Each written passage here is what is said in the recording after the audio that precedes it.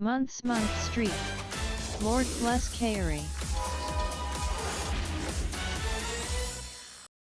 20 months, 12-month streak. Lord bless Kaori.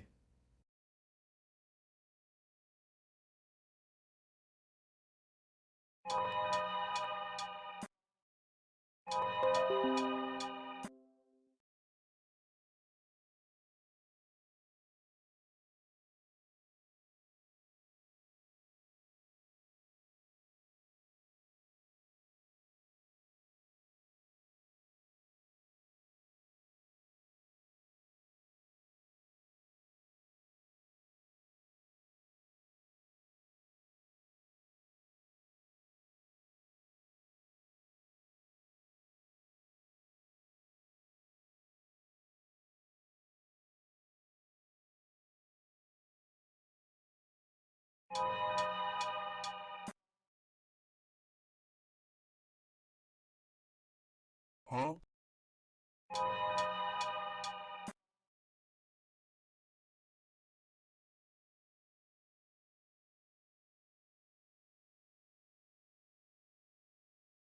We do have his description. Can we take that? Let's take his description.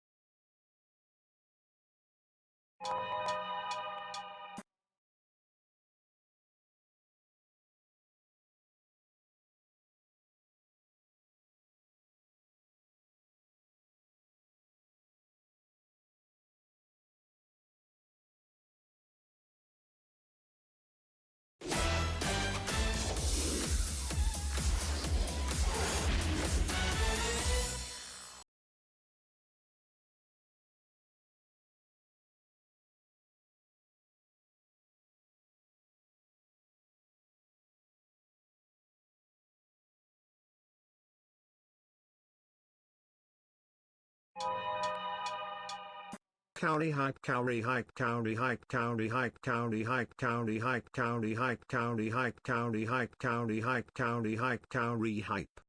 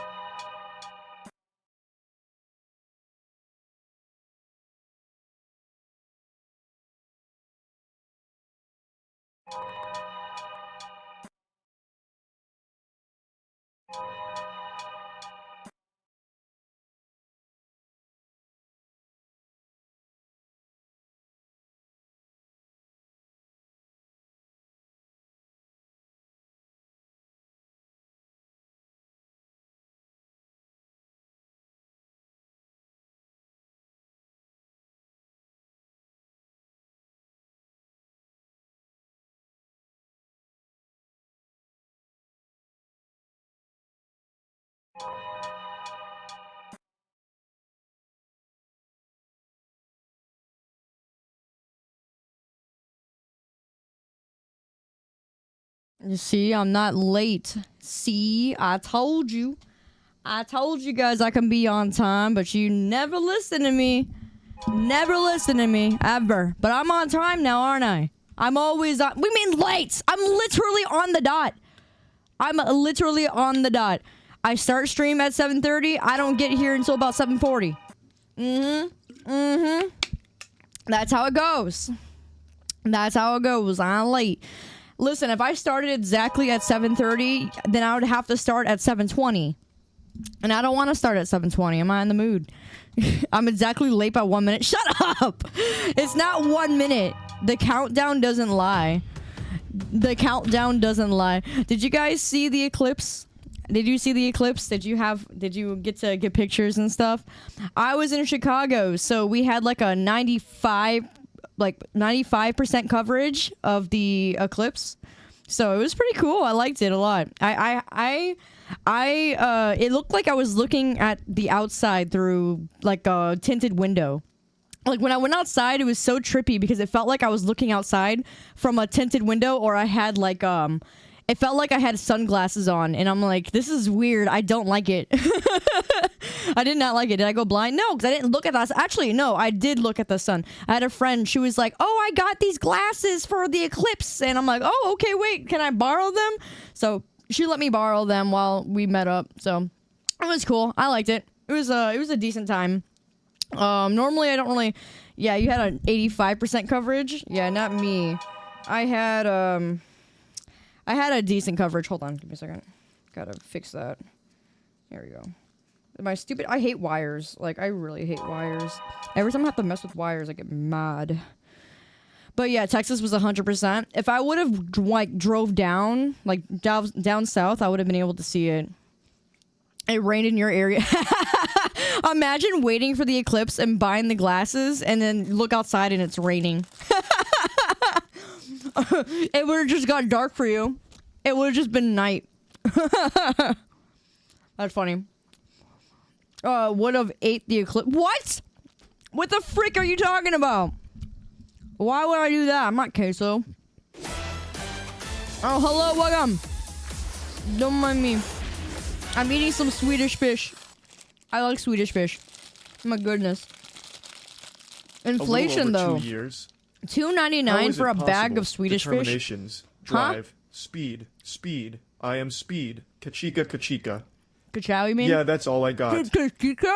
I didn't sleep much after WrestleMania this past Kachika? weekend. Also, Cody Rhodes is your champ. Don't you mean kachow? You said it wrong. Why did you say kachika? It's kachow. Don't you know? Don't you know it's kachow and not kachika? Or whatever the heck you just said. So, how's your Monday? What you all been getting?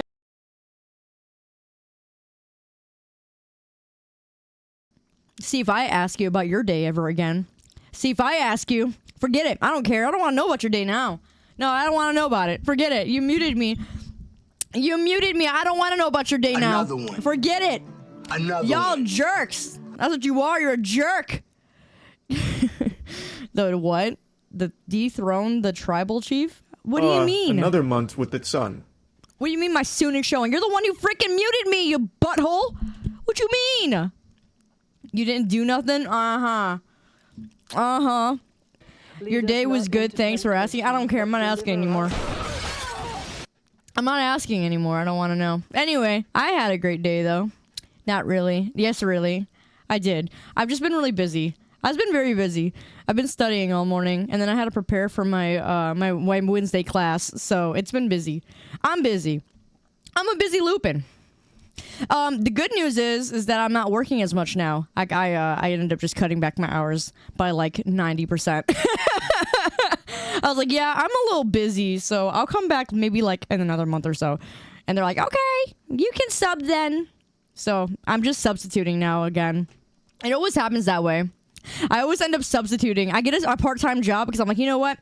I should be busy. And then so I go and get a substitute teacher job, and this time I'm doing nursery part-time now. So I'm doing nursery, daycare, preschool. I'm doing all that part-time basically, or whenever they need a substitute. So right now I'm just substituting in. I'm a substitute. No, forget the high schoolers, but I am a substitute. So anyway, I thought it'd be fun. I'm not as busy now. I mean, I'm still busy, but I'm not as busy. That means I'm just waking up early so I can keep studying. Can you help me with my math? How about I give you a few numbers and you solve it? I can help you. Just solve it, pizza rolls. And also, welcome back. Welcome back. Never assume that I did something to you, or else I might actually do it. What is that supposed to mean? What is that supposed to mean? Or else you do something to me? What are you gonna? What can you possibly do that everyone else hasn't possibly already done to me already? Like you guys really have a history of bullying me. Hello, Spider King. How you doing? It's your first time here. Welcome to the Meme Champs. My Monday was miserable. Why? I have an essay due right off the bat this Saturday. Then get done. I had to doing redo it. my outline from scratch Get since doing. it did not save. Get doing. And I was going through some technical issues with my iPad Pro. Imagine having an Thank iPad. God this miserable Monday is finally over. Imagine having an iPad and not a Samsung tablet. We do That have is- his description. Can we take That's that? Let's take open his description. source, where you can play emulation games. I mean, I'm sorry, I didn't say the forbidden E word. Not the forbidden E word. I didn't say emulation. I said, open source. No emulating around here. No emulations. None. Not around here. We don't do that. That's illegal. That's illegal. Kaori is the sub who Emulation. leaves the note that make the teacher say, "In all of my 30 years, I have never gotten a note like this." I would say that. In all of my 30 years, I've never seen a message like that from a substitute teacher. I'm gonna have you all walk the plank.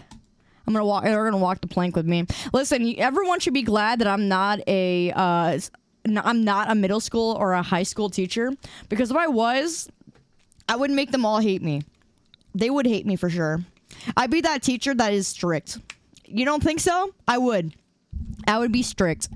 I will be up their butt about their homework, and I'll be just I'll make them feel bad for failing in life. That'll be me. It's for the good of the student, not for the good of me.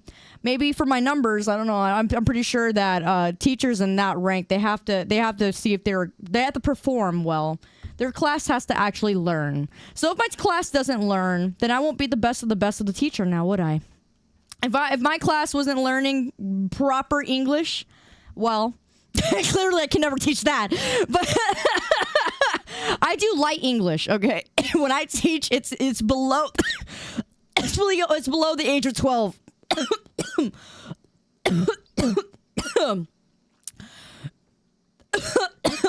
Oh gosh, I'm dying.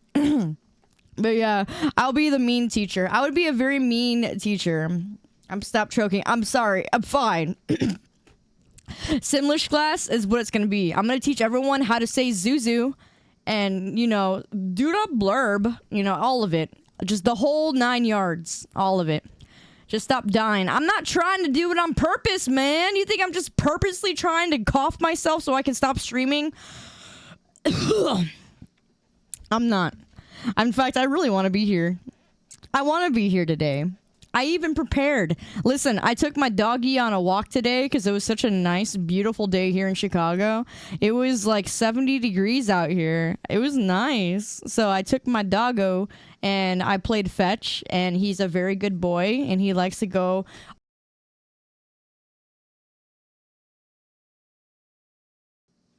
You know what, Pan Assassin? I don't care about your day either. I don't even want to see what you type. I'm not even going to listen to you. Go ahead and type in chat. See if I listen. Butt crack. It was blistering hot today for you. Why? Would you live in Texas? I bet you live in Texas, don't you? I hope you get tornadoes. I hope you do. Try spelling stun seed backwards. I'll give you time to analyze that. No. After walking I am a little tired after walking my dog, yes, because I ran around the track with my boy. Today's subject. Good boy. He's a good dog. Very happy. Oh my gosh, Indy. I'm not saying that crap! Why are you gonna make me say something so cringe? I mean, I don't want to be here, but you little snot-nosed brats need company or whatever, so here we are. Wow. Thanks. Now they're gonna soundboard that. I hope you had a good day. I don't want to hear it. Shut up. I hope you had a terrible day. I hope you had a very bad day. All right? I'm coughing in your face like an iPad kid. You know, once I like go.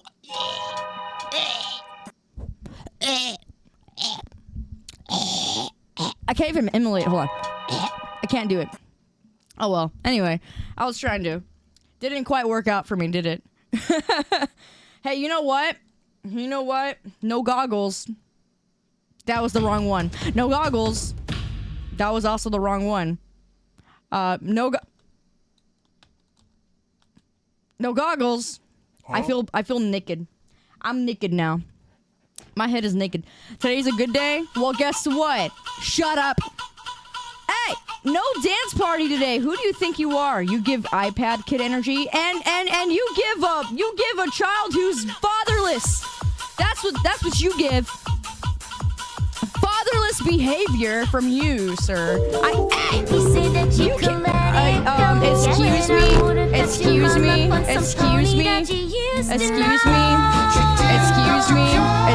me, sir. Excuse me.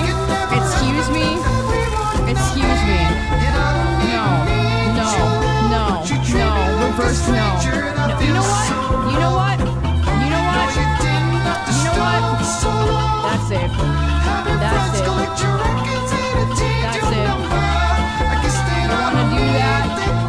You wanna do that? I see how it is. Forget it.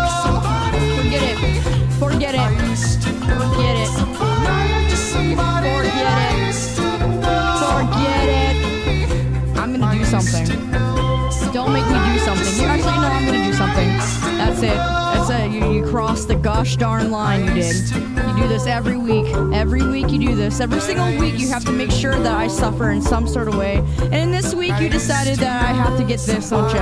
Yeah, well hold on. You just hold on. Hold your biscuits. You know what? Here you go. This is just for you. Right there. The stage is for you. This is what you get. You get the wise mystical tree. It's a Monday, and it's a Monday, and he does this every week. Once a week, every week, sometimes twice a week. You're messing up my groove right now. I can't hear a thing. Sir, I'm trying. Who do you think you are, huh? Do you think you're some sort of wise mystical saint? Huh?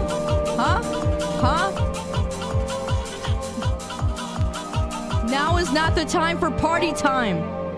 Now is the time for wise...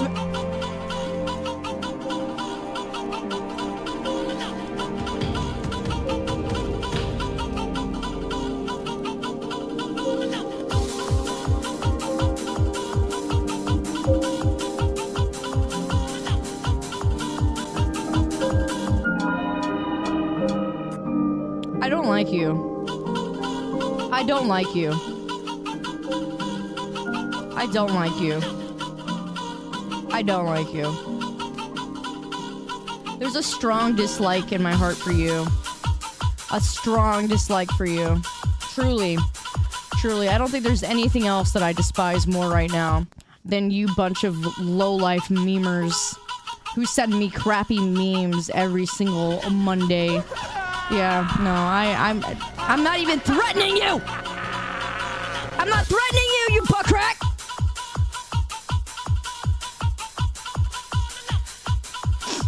Wise tree here. Gift more. Are you done? Are you quite... Don't deny the love you feel for chat. To celebrate the eclipse, I have come to block out the sun of cringe with the moon of dad jokes. How does the man in the moon cut his hair? Eclipse it.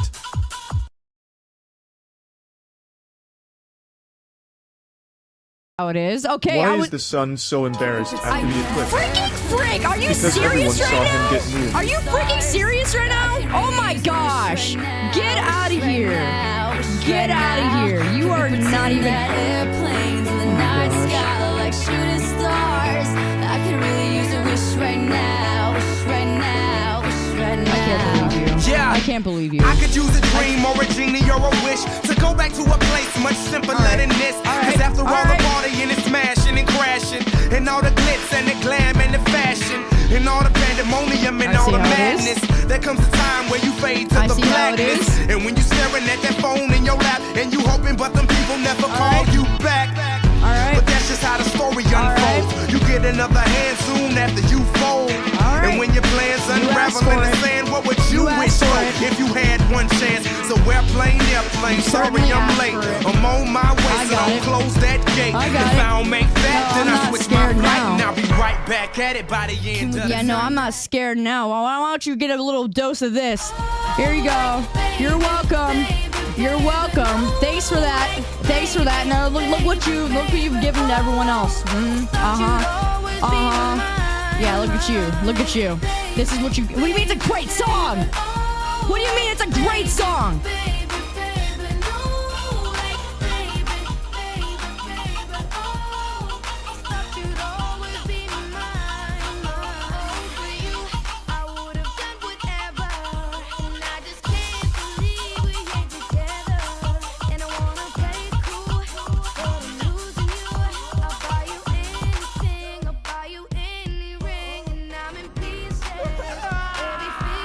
You know, I got something even worse. Forget it.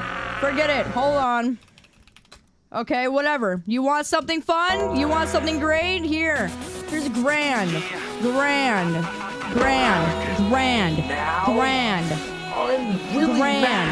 Just for you. It's not Friday yet, but it will be.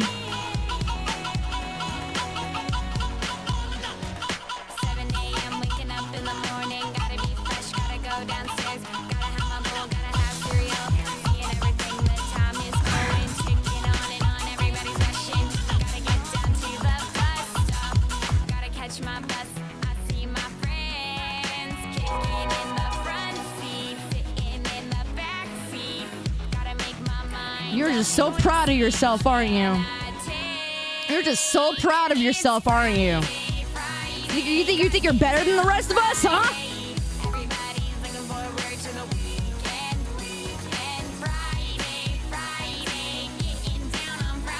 How are you today, you beautiful Lupine? It's always a breath of fresh air to hear your voice. Appreciate you taking time to spend this Monday with us. You are loved, Kaori. What is the worst possible song that I can even pull up here right now? You know what? I got the idea. I got it. No, hold up. It's just gonna get worse from here. Freaking. You know what? No. That's my torture song. Forget it. That's not gonna work. It's gonna do the opposite. I will find something. I will find something of significant value, of significant in value, of significant worst value. How about I find... Oh, you know what? I got it.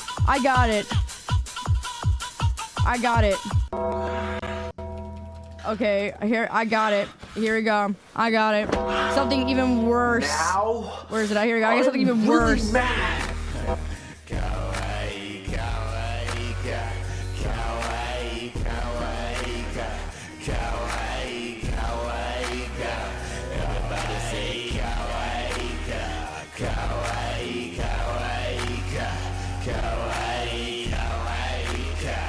You are not supposed to like it. You're literally not supposed to. Okay, I don't want to see that crap. You made fun of me. You made fun of me for having this in my likes back in 2013. Two children must learn a lesson. One chose love, the other chose weapon. Then like a million shotting guns later, Mangekyo to kill them. I can't even. You literally made fun of me for this song. You said this song's awful. And now all of a sudden you like it? Really? Really? Really? Y'all are so backwards. You are so backwards.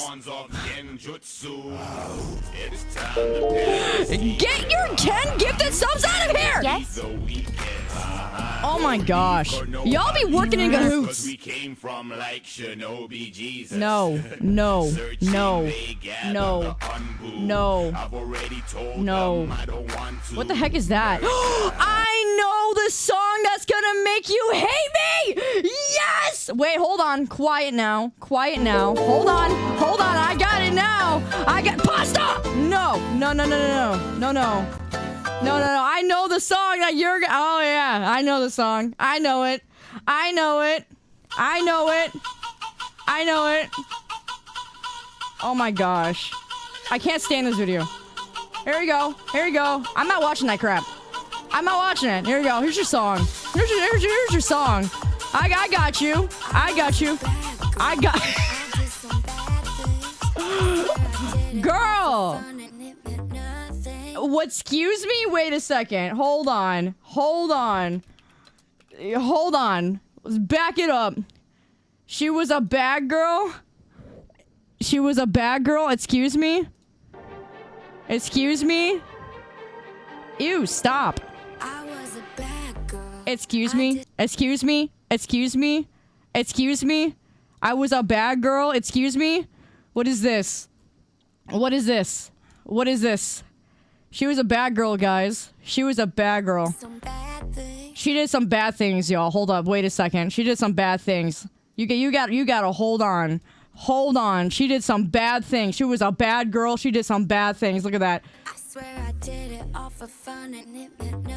Oh yeah, she was definitely a bad girl. I mean, you can clearly tell by this image right here alone. Honestly, I mean, even just looking up her past storyline, genuinely, I think this is probably the baddest of bad girls I've ever seen, to be quite frank. Anyway. Chat is a collective. How are you supposed to defeat 209 part of a whole? Obviously, a sizable amount of us will like a number of objectively awful songs. This song is awful. This song is absolutely awful. And the music video is even worse. I don't even know what girl's doing. It grosses me out though. I don't even want to watch it. She's literally like coming out of the sea, and she's like straight up just being weird. Like, what is this outfit, girly? What are you wearing? I'm telling you, it's a humiliation ritual. Anyway, I came on here so I can watch some videos. So stop trying to make me put some bad crap on, okay? I don't want to listen to cringe music just because you guys keep gift subbing crap, okay? So don't do that. Anyway, we're moving on today. Today I wanted to watch a video about Dan Schneider. And that's exactly what we're gonna do. We're gonna watch a video on Dan Schneider. The frickin' creep dude in Hollywood. Because I'm curious. I want to see what's going on. My mentality is that's a long video. You're a long video. We're gonna watch it because I'm in the mood for it. You hear me? You love him? What? What do you mean you love him? Why? Say psych right now. You better say psych right now. I'm not playing these games. You better be saying psych. Don't be messing with me. Okay. Gosh dang it. There we go. Alright, Dan Schneider, the freak. Listen. I can't say that. I have to be very, very not mean. But this man in particular deserves what I can't give.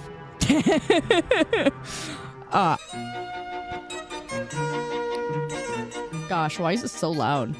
On Is it loud for September you? 17th, 1986, 19? the teen sitcom Head of the Class first premiered on ABC. ABC? The series was a twist on older legacy sitcoms of the decade before. Huh. Specifically, Welcome Back, Kotter. Wait, welcome back. Oh! Which had featured Wait, he went that far a back? soft-hearted teacher taking over a class of slow-witted delinquents while finding promise in each of them and teaching them to find personal ambition. Yeah, Dan is the foot guy. Head of the Class sought to be the After this subversive video, polar please watch opposite of Everybody Hates Leah / Snipperwolf next. Sniper Wolf, why? this cliche. In the series, substitute teacher Charlie Moore finds himself permanently taking over a study period Oh, gosh. at Millard Fillmore High, a class which openly exists solely so the smartest kids at school can study for their academic team. However, Mr. Moore finds the group to be pompous, asocial, and lacking in any real teen experiences. They don't go on dates, don't do school events, and basically, they're all so dedicated to academics that they have no lives. He suggests that they have a lot of developing to do, especially when it comes to Janice Lazaretto, a 10-year-old who skipped several grades and is considered the smartest student in the class. Smart. How old is this show again? But you're cutting into our time, Mr. Moore. Oh, speaking of worm, I got one. I got another one. Someone put it. I think B-Man bought it. Someone bought it. I have to double check it. They bought me instead of a slug, this is a dolphin. I got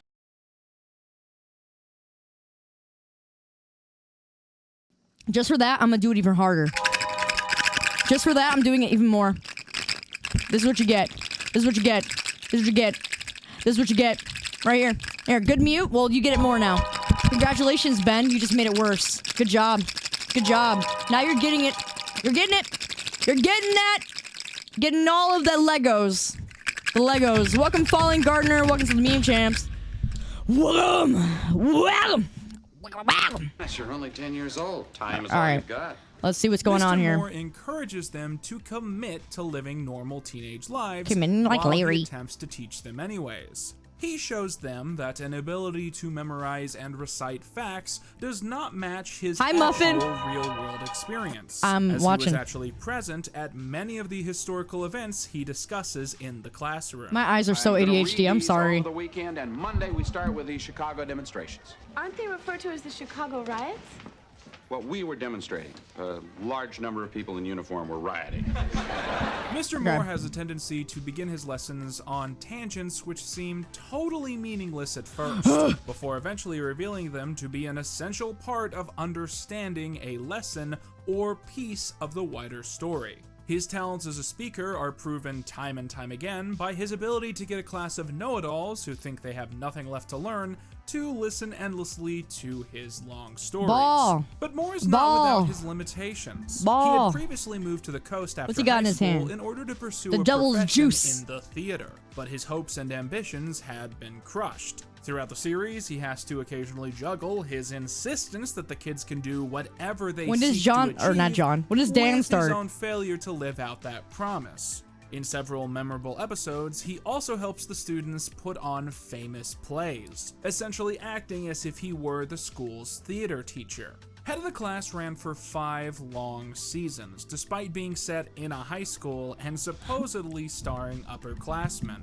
By the end of the show, most of the cast were Wait, so this is in the 80s, right? between 25 to 30, and No, get this up! still role-playing as if they were 17-year-olds. And as I'm sure you can imagine, with a cast of 11 leads who were not consistent for the entire run of the show, it wasn't uncommon for the writers to shuffle the deck in terms of who was being matched with whom for either romantic subplots or comedic banter. Yeah? But very quickly, 2 characters became paired up with extreme consistency. Arvid Engen Oh, there he is. Is that him? Is that him right there? I think that's him right there. That's Dan. and Dennis Blunden. Is that him? Arvid is a mathematician, a bookworm, Is that and him? someone who's in love with a popular girl at school and does not hide it. I'm smart and funny looking. It's a deadly combination. Albert Einstein. Let me move Smart myself and a funny little. looking, right? Marilyn Monroe said that he was the sexiest man she ever met. I'll move down here. Unfortunately, Marilyn Monroe's no longer in the dating pool. While Dennis is a cynical yet excitable prankster, obsessed with technology and the impact it might That's definitely leave on him. future generations. He's got the build. He's got the. Hey! I know why I'm overweight. It's anxiety. As a future physicist, I'm on a collision How course dare you. with destiny. Did you just say Redditor build? They're probably going to use me to create some sort of super weapon to annihilate mankind. Shut and up. I won't be able to stop it. Both become quickly known for their flippant attitude, Wow, he looks so young there. Who would have known he was gonna grow up to be such a creep? often leading to swordplay and disagreements. And great physical comedy is derived from the fact that, to put it bluntly, Okay, who's his parents? I gotta know because clearly his parents threw him into the movie roles Dennis is very large or the and show Arvid roles is or very whatever. thin. But despite how Hello, they Scott. might Hello, Green disagree, Hood. the pair always seem to make up, because they are brothers in some way. Dennis is infamous for quite a few things in the show. He borrows money recklessly and never pays it back. He lies without need and gets caught in massive drama because of it. And he often has to deal with the repercussions of his various pranks or comedy material not landing quite right. You don't think it's funny? I'm not laughing, Dennis. You see, that's the difference between you and me. I take the existentialist point of view. Life is a joke. Do you know about existentialism? No, Dennis, I just got here from Mars. You want to play funny philosophy? Do you know Dante's The Divine Comedy? Because Dante says there are 9 levels of hell. That's a comedy? Several other important stories include the one where Dennis gets a job working at a diner to help pay back the money he owes all. He looks familiar. What do I know him from? Why is he super familiar? I've seen him in like multiple shows before. What's his name? What's the actor's name? Who is that again? Another fun month with everyone's Did you favorite just say worm he's eater. daddy? What the frick, Light? Get out of here. Oh my gosh. Hey, Zenblue. Oh, 17 months. That's crazy. So, some are really familiar. What's he? Joe? What shows he's... What's he... Like, what shows was he on? Does anyone know what shows he was on? I want to... I know he was popular in like the early 2000s and like 90s and 80s. I'm just trying to remember who that actor is. Hello, Light Within. Welcome to the Meme Jams. Light Within. I don't know. Maybe I've just seen his face before. His friends, the double length Or maybe it could be the hair. It could be the hair. The hair was super popular back in the 80s. event episode where the entire class gets to go overseas for a big competition, and the episode where Dennis... He's even creepy in some of his shows, like even in the early shows.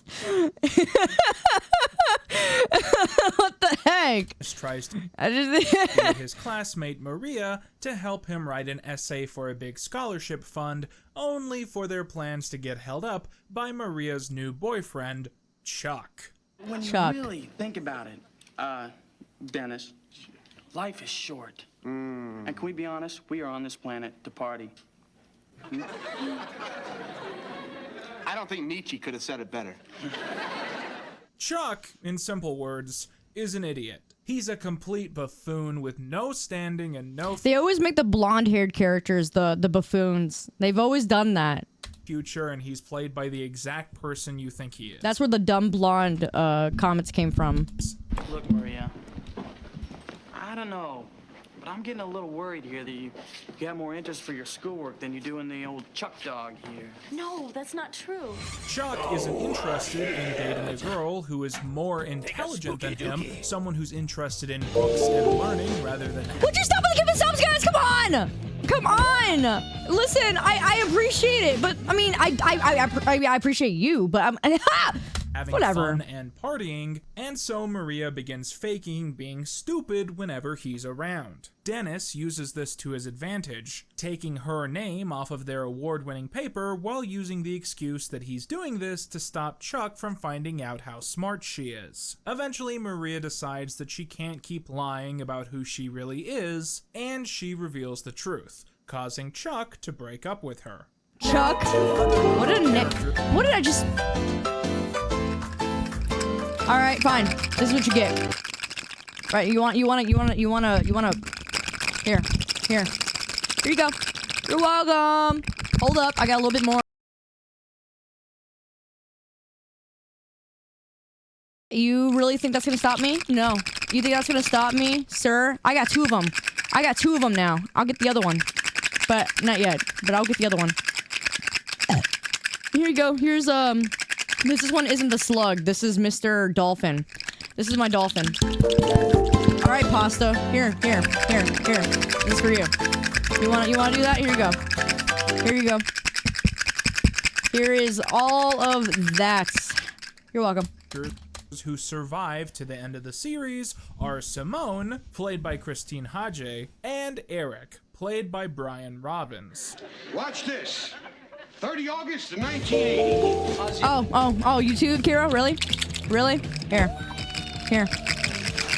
I'll pass this out to everybody. Don't you worry. I know how much you hate this ASMR. I'm gonna do it. Here. Osborne eats his first rat on stage. That's why you're not on the team, Eric. I'm not on the team because I don't want to be on the team. Eric is the bad boy of Millard Fillmore High. It's the hair. The delinquent who wants nothing to do with this preppy class of nerds or their academic team. However, testing has proven that he has a gifted mind. Hey! And his mother forces him to stay in the class to better himself. All right. Here's more. Really? You want more? I'm trying to watch a video here. I am trying to watch a video here. You better stop it, eggs, sir. All right, here you go. You're welcome.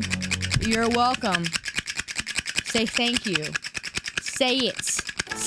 Oh my gosh. Are you serious? Are you serious right now? I could really use a wish right now. Wish right now. I need to. Could we pretend that airplanes in the night sky like shooting stars? I could really use a wish right now. Wish right now. No, I can't stand this song. I could use a dream or a genie or a wish to go back to a place much simpler than this. Cause after all the partying and smashing and crashing, and all the glitz and the glam and the fashion, No, we're doing a different one. Never doing another one. Forget Shut it. up, Buzz. We're doing another I'll one. kill you. Sorry, pal, but can we make amends? Shut up, Slink. I'm gonna kill you. Why can't we just talk it out? Not this time, Bo. Woody, oh Woody, where have you been? Too late, Andy. I'm killing you slow. Calm down, Woody. We're your friends. Shut up, Buzz. I'll kill you. Sorry, pal, but can we make amends? Shut up, Slink. I'm gonna kill you. Why can't we just talk it out? Not this time, Bo. Woody, oh Woody, where have you been? Too late, Andy. I'm killing you slow. You said that you collect. No.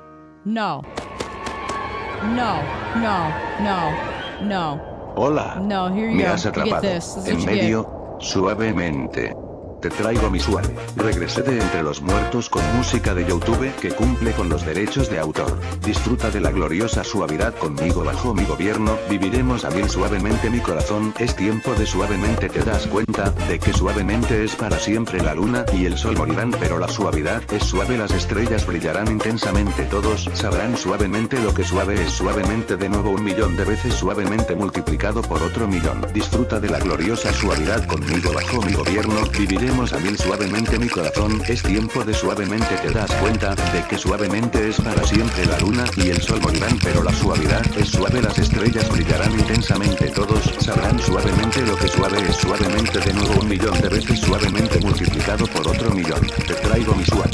Regresé de entre los muertos con música de YouTube que cumple con los derechos de autor. Disfruta de la gloriosa suavidad conmigo bajo mi gobierno. Viviremos.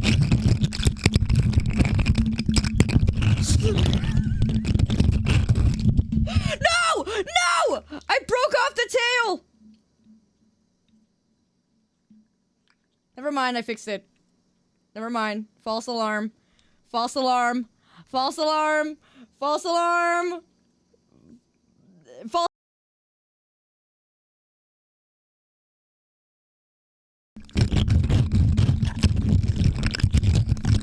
There we go. There you go. You're welcome. Thanks a lot, you butt crack. You want to test me, Sage? Mr. I read female type books. Okay, alright. You want to mess with me? You want to play with me? Huh? Is that what you want? Is that what you want? That's what you get. We do have his Is that what you description. Can we wanted? take that? Let's take his description. This is what you get. You think I'm just some sort of pushover? You think I'm one to be pushed over? You leave the good books alone. How about you leave me alone, Mr. Money Man? I don't need all of that. I don't need all that.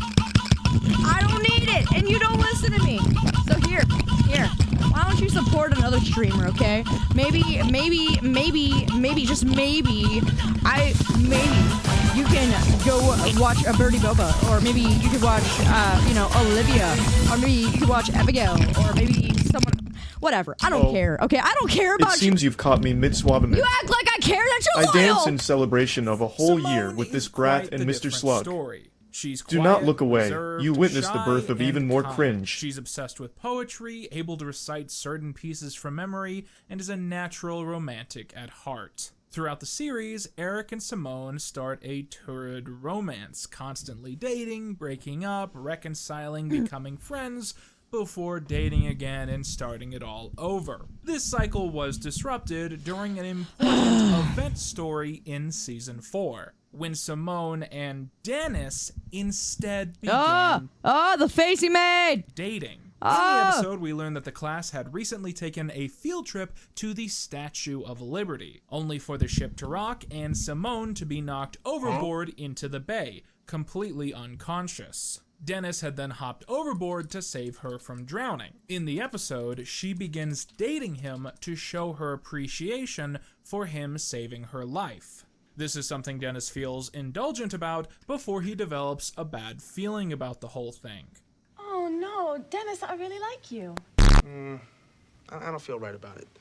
I mean, what if I hadn't saved your life? I mean, what then?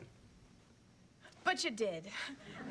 Dennis, 2 days ago, you put your life at risk to save another's. How can I not like that? Oh, it's the ultimate test of honor, of decency, of goodness. Face it, Dennis. You're good. Yeah? Dennis the eventually Menace. admits that she only nearly drowned because he accidentally hit her on the head with a life preserver while trying to rescue her, causing her to become enraged that she let things get as far as them dating for something so stupid. But despite this, thanks to Mr. Moore, they're able to end the episode on relatively good terms. By most accounts, Dennis Blunden was not the most groundbreaking character in the history of sitcoms. If you look around at other shows from the same decade, you're likely to find a lot of other scheming, funny guys acting out of selfish gain before learning a lesson that they won't retain. Is this the same Dan that Quiet Set is on? Yeah, that's him. I didn't even realize how far back his career was. But perhaps the most notable thing about Head of the Class and this character was the actor behind it all. A young 20-something by the name Daniel Schneider. Although it's important to say that this wasn't the first role that Daniel had in the entertainment industry. Years before the sitcom started, he had appeared in a long string of random bit roles, which included an infamous sex comedy film. What? You know, I'm not surprised. Yeah, I'm really not surprised. Some of the weirdest people who ever make it in Hollywood always start out this way. Like, they always do. Every time. I'm just genuinely not surprised. The goal of gifting 5... What? No, I'm not even... 1985's I'm not... Hot I'm not Resort. responding to that. Now remember, our motto here at the Royal St. Kitts is, the guest is always right. If he calls you an asshole, then you're an asshole. Weren't you in a movie with Fay Ray? I don't suppose you'd Oh gosh. to go to the movies. Of course he'd make weird stuff like this. Fuck off. Well, I guess a blowjob would really be out of the Bruh. question then. Fuck you. Fuck me. Dude, I can't. I can't. This is so cringe. Schneider the connections I can't. and momentum to begin a long-term career in Hollywood. In 1988, Schneider and his co-star, Brian Robbins, were invited to co-host what most would call the very first Nickelodeon Kids' Choice Awards. You know, I was big in Nickelodeon because that's all I watched. After school, you know what I did? I put on Nickelodeon. And the most annoying part is that every single thing that Dan Schneider made was the stuff that I watched. It was this brief gig, performed in front of a live audience at Universal Studios Hollywood, that would totally change the trajectory of both men's Snipperwolf lives. is more cringe than The this, award show plus was you. produced by a man named Albie Hecht, who soon formed a close friendship with both Schneider and Robbins. Hecht would eventually become the head of production at Nickelodeon, and would So this guy is the head of Nickelodeon? in turn invite his friends to come work on Nickelodeon productions. However, the pair had to turn such invitations down, as head of the class was an ABC project, meaning they were obligated to that network until their contracts expired. Luckily for them, that exact situation would come just 3 years later. After 5 years on ABC, the kids from Head of the Class finally graduate. But the ceremony you'll see on the air wasn't half again as emotional as when the actors said goodbye after taping the final show. We've been doing this for a long time, and it means everything to me. I would like to say what a privilege and an honor it has been. I'm sorry. Daniel Schneider's mom missed his real graduation. She showed up for this one. So this time she showed up with the Dan. Wait, that's his mom? Look, I made it this time. That's his mom? Oh, huh. I made it this time. Dang, so he had a neglectful mom then. That's very So I've been harassing her for about 7 years now. She kind of looks like who's that one cooking chick? The one that cooks? It has the same hair, like Little Debbie's. What's it called? Not making it now. Or she kind of has like that hairstyle and everything. Can't say anything. Ladies and gentlemen, the graduating class of Fillmore High School. After Head of the Class ended, Brian Robbins formed a production studio alongside Michael Tollin, a producer and director who had been making sports documentaries as far back as 1978. In 1993, Albie Hecht invited Robbins to pitch to him a children's television series that could be here it begins. Produced by their new production studio to air on Nickelodeon. Robbins quickly conceived of what was essentially Saturday Night Live, but for children. Yeah, Julia's Child. Sorry, that was series it. Was soon given the name All That, and Schneider was brought onto the project to serve as head writer. By What the frick was that? the end of the show's second episode, the team had struck gold. Welcome to Good Burger, home of the Good Burger. Yeah. Is there anything in my nose? I don't know. In 1996, Schneider would write the pilot episode of the All That spin-off, All That. Kenan and Kel. The show would feature another deep-cut connection to Head of the Class. Can't keep As doing that. Kenan's skittish boss in the series, Chris Potter, I'm so is played uncomfortable by the right now. Oh same my gosh. actor that had starred as Arvid back in the 1980s. See? Be quiet. Keenan, this is coming out of your paycheck. Now clean up these puffs pronto. And Cal, you're fired. I don't work here. Well, see to it that you don't. Both Robbins and Schneider would appear in different season 1 episodes Schneider. as guest Even that last name is just so like Schneidy, like Schneider. performers. But outside of this, Schneider rarely worked on Kenan and Kel. Schneider, no schneiding. As he both retained his position as head writer of All That, and he began writing his first feature film, to be directed by Brian Robbins. This was, of course, Good Burger. Good Along with Burger. this string of successes were some odd bumps along the way. In 1994, Schneider would deliver one of his final standalone performances when he appeared in Tanya and Nancy, The Inside Story. This was one of the first docudrama films made about the career of Tanya Harding and the assault of Nancy Kerrigan. The film aired in April 1994, less than 4 months from the incident in question. And in many ways, it is obviously extremely rushed together. In the film, Schneider plays Tanya's bodyguard, Sean Eckerd. Call Shane. What? Just call Shane. Listen to me, you moron. If you can't handle the job, maybe we'll just hire somebody else. Listen. Okay. Are you listening? Do you want to write this down?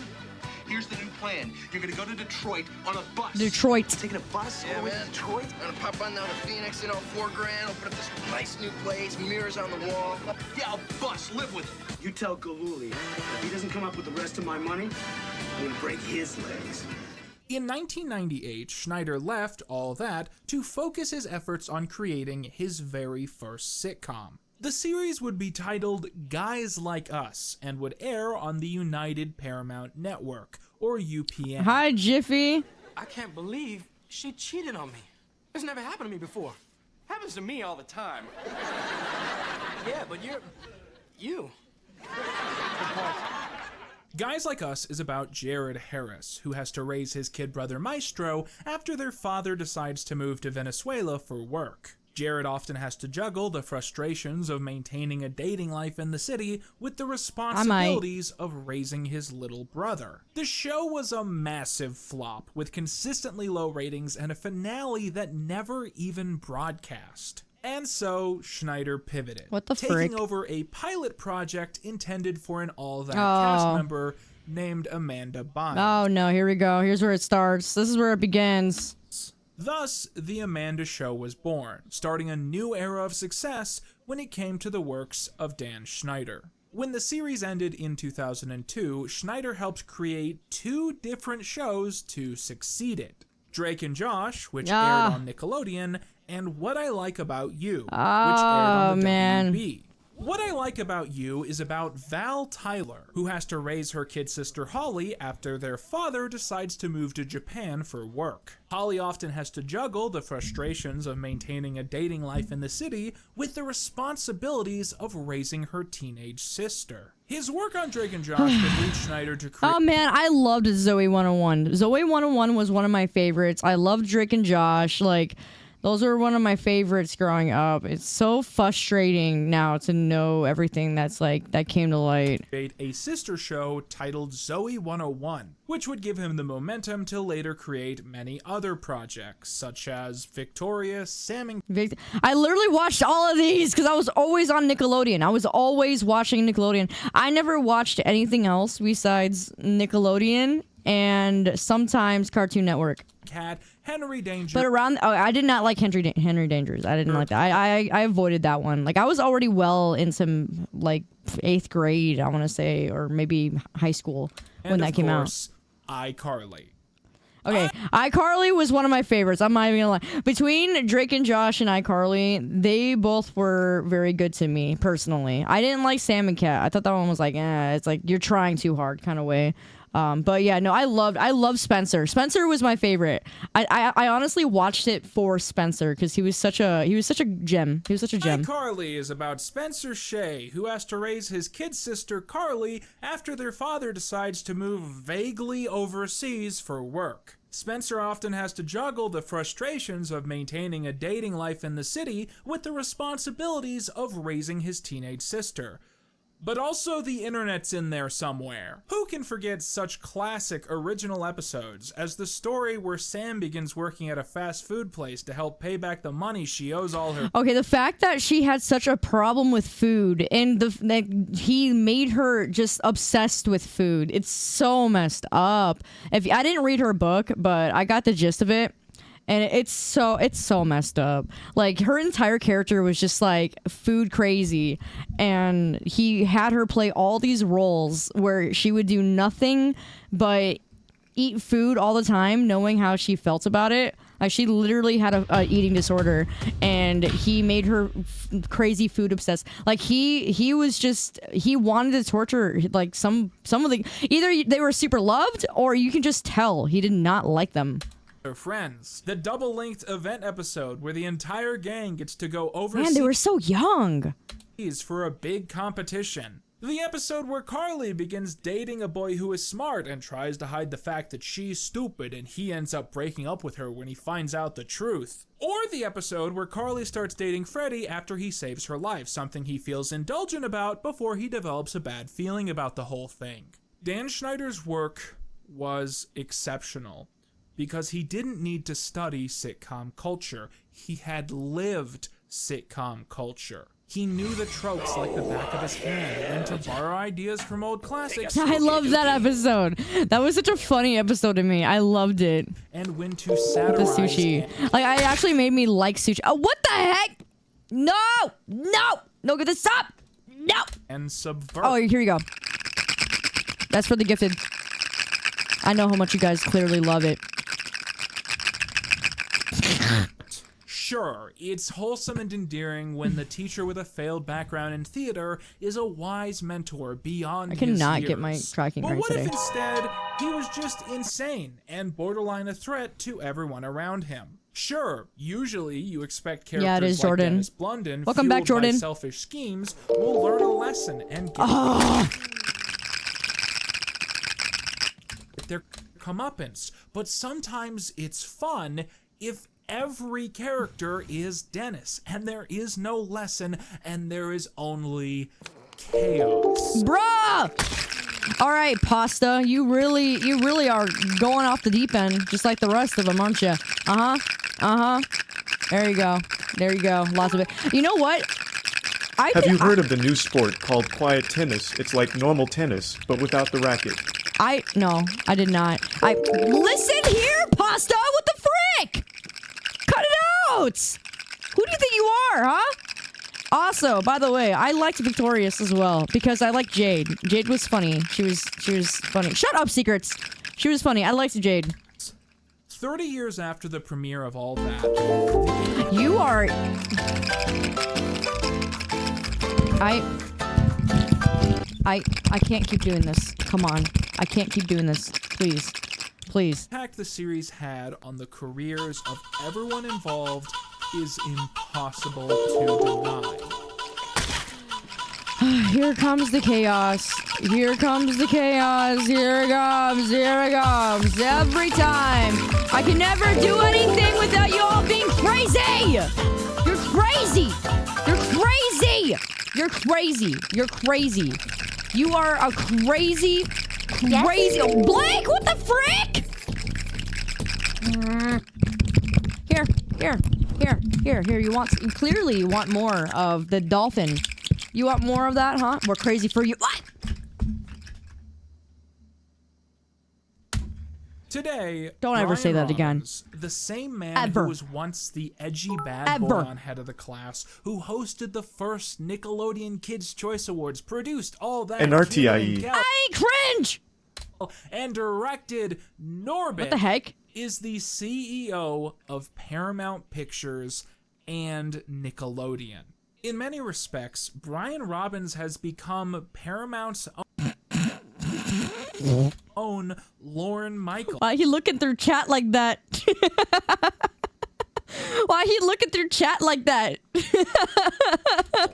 With his influence and impact through his producing credits being almost immeasurable. And this ongoing power that he still wields in the industry highlights a certain awkward absence.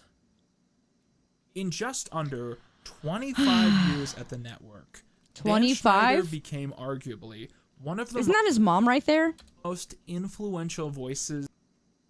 That's Gibby. All dead. Drake. In children's entertainment, alongside all of them. being one of the most successful sitcom creators of that entire decade. And he's also a person that Welcome back, Zane. don't talk about. What? What don't we talk about? The blimp. Andre looks so caused one of the most I forgot his name, actually. contentious discrepancies in Nickelodeon history. Dan Schneider's work is almost universal. Gibby said that his role actually discrepancies in Nickelodeon Let me go back. history. Dan Schneider's work. So Gibby said that, like, after playing this role, he said his life was quite honestly ruined. Like, a lot of people that played in this show, their lives were, like, forever ruined. For him, specifically, people would constantly, like, body shame him throughout his entire life. They would always think he's stupid. They would treat him like he was, like, actually Gibby in the character.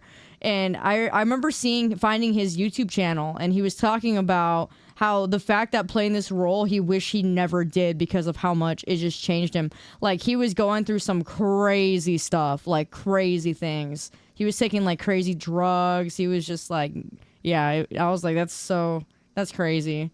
Work is almost universally loved by contemporary audiences. You might not like every Schneider's project to ever release, but man, he just stays creepy. He just stays looking creepy the entire... Like, there's not been a single scene where he has not looked creepy.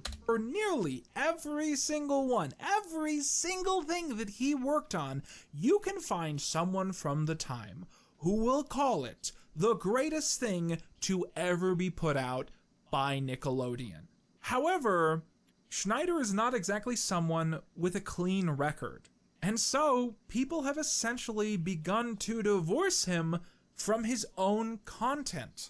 And the reason is that doing this is one of the only ways that we can go on thinking so highly of a huge chunk of material from our childhoods. It's a lot harder to rewatch the Good Burger movie or any classic episodes of Zoe 101 or iCarly or Victorious. I can't watch any of these anymore because I'm just reminded of him and like all the characters suffering. Like even Ariana Grande, like she's still in the industry, so she has not spoken about a single thing that's happened to her. But I can't imagine the things that happened to her because she was one of Dan's favorites. So I can't imagine the things that she went through. Even on set, you could see the character of Jade. She was always constantly kind of watching out for Ariana.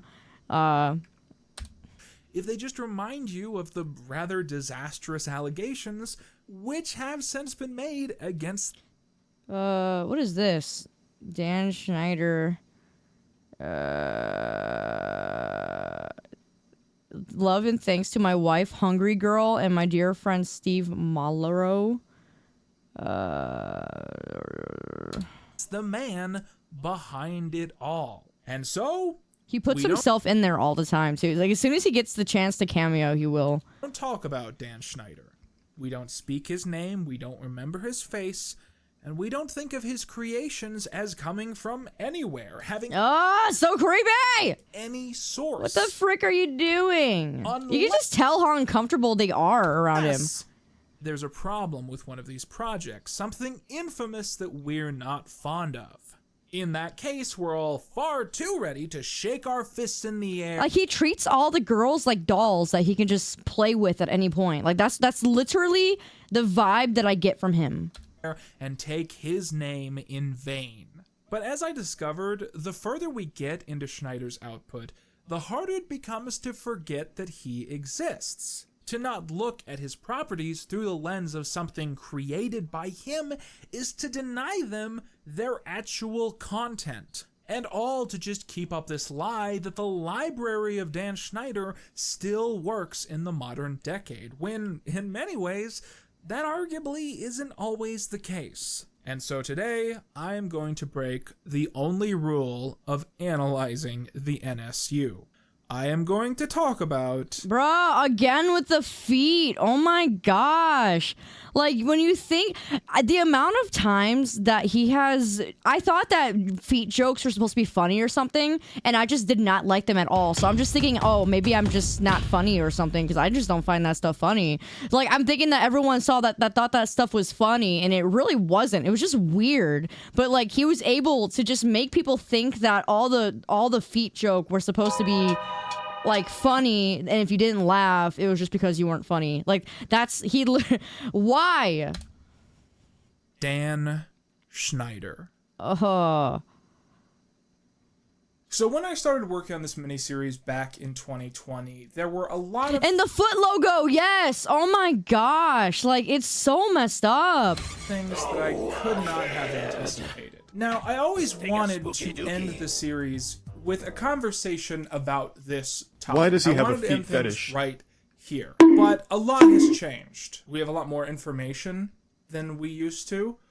But the main thing is that this has all become a lot more personal to me. And I don't mean personal in the sense that it's serious now and it wasn't serious before.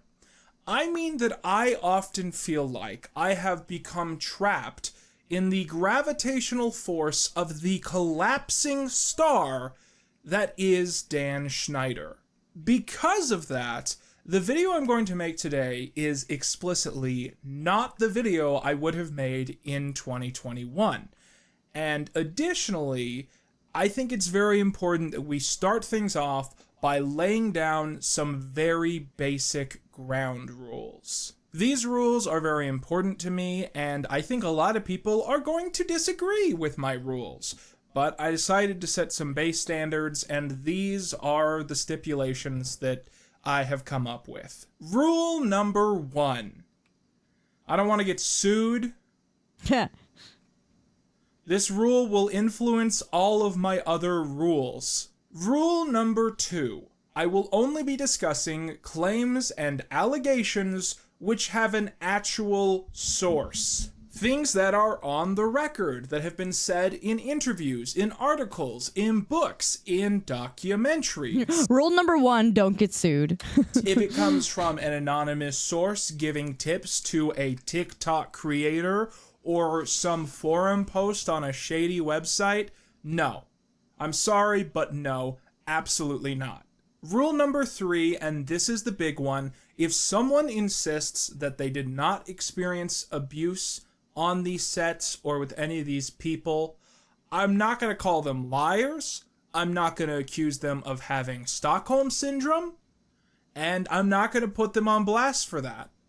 And if someone thinks that they aren't a part of the overarching narrative of abuse at Nickelodeon, Rule number 1, I'm don't not get in going to debt. include their story in this video. I've been keeping my ear to the ground about this conversation for a while now. Keeping my ear to the ground. I've never heard that saying before. What does that mean? And I found a ear to the ground. I've never heard that saying before. I put my ear to the ground. lot of the discourse kind of frustrating privately, and the main reason is that in recent years, this topic has really been picked up by true crime YouTube. Which is a polite way of saying that people are making shit up for fun. Because in the true crime podcast scene, it is common to exaggerate, Raven Wolf, welcome to the Beam speculate, Champs. fill in the blanks a little. Hey, if this one thing is true, who knows what might else be true? I mean, there's no way to really say. There's no and way to whenever really I've been vocally say. frustrated about this in public, I sometimes get a little bit of pushback, and people sometimes accuse me of defending Dan Schneider. And they say to me, hey, this is a bad guy. This is an awful guy. So why are you questioning these rumors about him? Because the truth matters. It does. And I would love to change that, but it's above my pay grade. And that doesn't stop being a reality just because it is more... You know, being on TikTok, there is a lot of rumors going around. He is absolutely right. And it really just kind of... It's kind of, I feel like a slap in the face to the victims in a way too, because all of a sudden people are making up things that are not even true and not focusing on what actually happened to the victims on the set. More interesting to just treat truths and untruths as equally valid in the realm of discourse. And if you force me to sit here and go through 100 rumors with no source about things that people believe Dan Schneider might have done, all that accomplishes is it devalues the actual list of things that he very much almost certainly did do. Yeah, that's what I just said. And that list is not a list of good things. So I would prefer to focus on the stuff that has evidence. And with that, I am going to jump right into Hi, where Grandpa. I think How you we doing? need to start off. Part 1. Dan Schneider, the brand. The brand? What do you mean, the brand? I don't want to see no So far in this brand. video, we have discussed a wide range of projects that Dan Schneider took part in over his 32 years working on television. But when it comes to shows where Dan Schneider acted as a proper showrunner, he is most associated with 9 programs. Hi, Pickle All Mickle. That, The Amanda Show, Drake and Josh, Zoe 101, iCarly, Man, I had such a crush on Drake. Victoria, Sam and Cat, Henry Danger, and Game Shakers. This represents well over 2 decades of children's content. With this comes the reality that a lot Hi, of Fitz. How children you doing? I haven't seen you in a minute. How you doing? grew up with this man's productions, and a lot of people still watch these shows to this very day. This is important because of the conversation of how intertwined Dan Schneider is with his writing. I'll be tackling my Yeah, I'm glad Dan Schneider wasn't involved in SpongeBob too, because if he was, then there'd be a lot more feet episodes. opinions on this later, but in short, a lot of people have actively avoided crediting Dan Schneider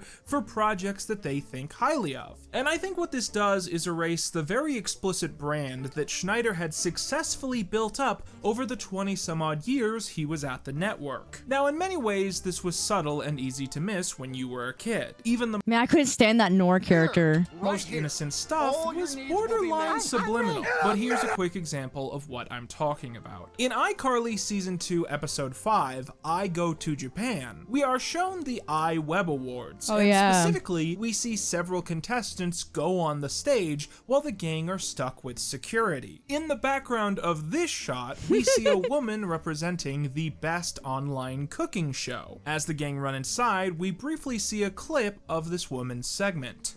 Hey, that's enough shaking. The onions are ready for action.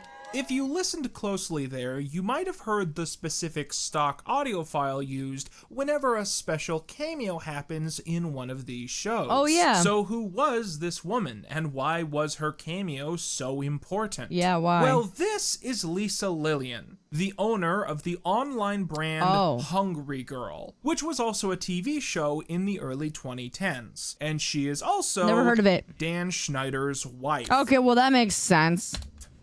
Why though? Why would you want that? And she is also Dan. Why would you want that? I just blink twice if you need help kind of situation here. Schneider's wife. Dan Schneider is a wife guy who made a long-running joke on all of his shows of depicting his wife as one of the most famous chefs in the world, with her show being watched by characters in I really loved that outfit that Spencer had on. It was just so stupid, but he kind of rocked it. It was just so funny. Several different shows. In fact, when the iCarly opening sequence starts, have you ever noticed this weird stock art of a brunette woman in the corner? Oh yeah, I forgot about that thing. As a kid, yeah, I always assumed this was supposed to be Carly, but it it's wasn't. not. That's Dan Schneider's wife. Why would that even be on there? Why? Specifically, it's Lisa's art Sona that Spencer she uses is on like her Ace website. Ventura. Did he just use the word Sona? Love that guy. Did he just use the word Sona? I thought that was for furries. Schneider's wife. Specifically, it's Lisa's art Sona that she... I thought that meant furries. Excuse me, what does Sona mean? Oh, he said persona. I thought he said Sona. I'm like, isn't that for furries? Hello, chick, welcome to the Meme Champs. She uses on her website and her... Oh, he said art Sona. He said art Sona. Okay, art Sona. Art Sona, okay. So I was like, wait, isn't that for furries? Cookbooks. Now, an annoying trend I found when you point out any fact about Dan Schneider is that everyone tries to read it as sounding sinister. You know, you put creepy background music behind it, you make the image black and white, and you do an invert effect. And it's like, oh, this is the most creepy thing. So I just want to be clear about this. Wait, I want that. I want that. Can I make an inverted scene and then just make it super creepy and then put the music? I should have that as a redeem. I'm gonna make that as a redeem. I'm doing it. Let me write that down. Write that down. Write that down. I gotta hold on. That sounds great. That sounds like a great redeem. I'm gonna do that. Hold on. New meme redeem. Scary music. Inverted. distorted black and white. All right, there we go. We're gonna do that. There is nothing wrong. Lord, Explosia! With hiding your wife in the shows that you make. But I think it's a very interesting example. It's a squirrel. I thought that was such a weird episode. Of the many ways that Dan's presence is felt in these shows, even if he wasn't one of the actors. But that is, of course, ignoring that sometimes he is an actor. For instance, alongside his Keenan and Kel guest episode, he appears as Mr. Bailey in Good Burger, Mr. Oldman in The Amanda Show, as the taxi driver in the Zoe 101 semi-finale Chasing Zoe, as the Secret Service agent in the Michelle Obama iCarly episode. I completely forgot that they always had like people showing up all the time. And in the iCarly finale, he cameos as the mechanic that Sam steals from. And in All That and The Amanda Show, he constantly appeared in several other guest roles and occasionally as himself. To top this off, Schneider would do voice cameos in so many episodes of so many different shows that it is impossible to keep track of. His identifiable nasally yell can be heard in essentially every project he worked on from 1994 to 2018. It's the Pagelli Hoocho! Okay, you're the 9th caller, which means you've won 2 tickets and backstage passes. I remember that episode. Welcome, yoga people. Namaste. Hi, Kiss Senpai! Thank you for the 2 months. Dippy. Love me! He was also in Grand Theft Auto Vice City. What? But the most infamous example of the hidden references to He Schneider was in Vice City? are the subliminal ones, referencing Dan Warp. What is Dan Warp? What is that?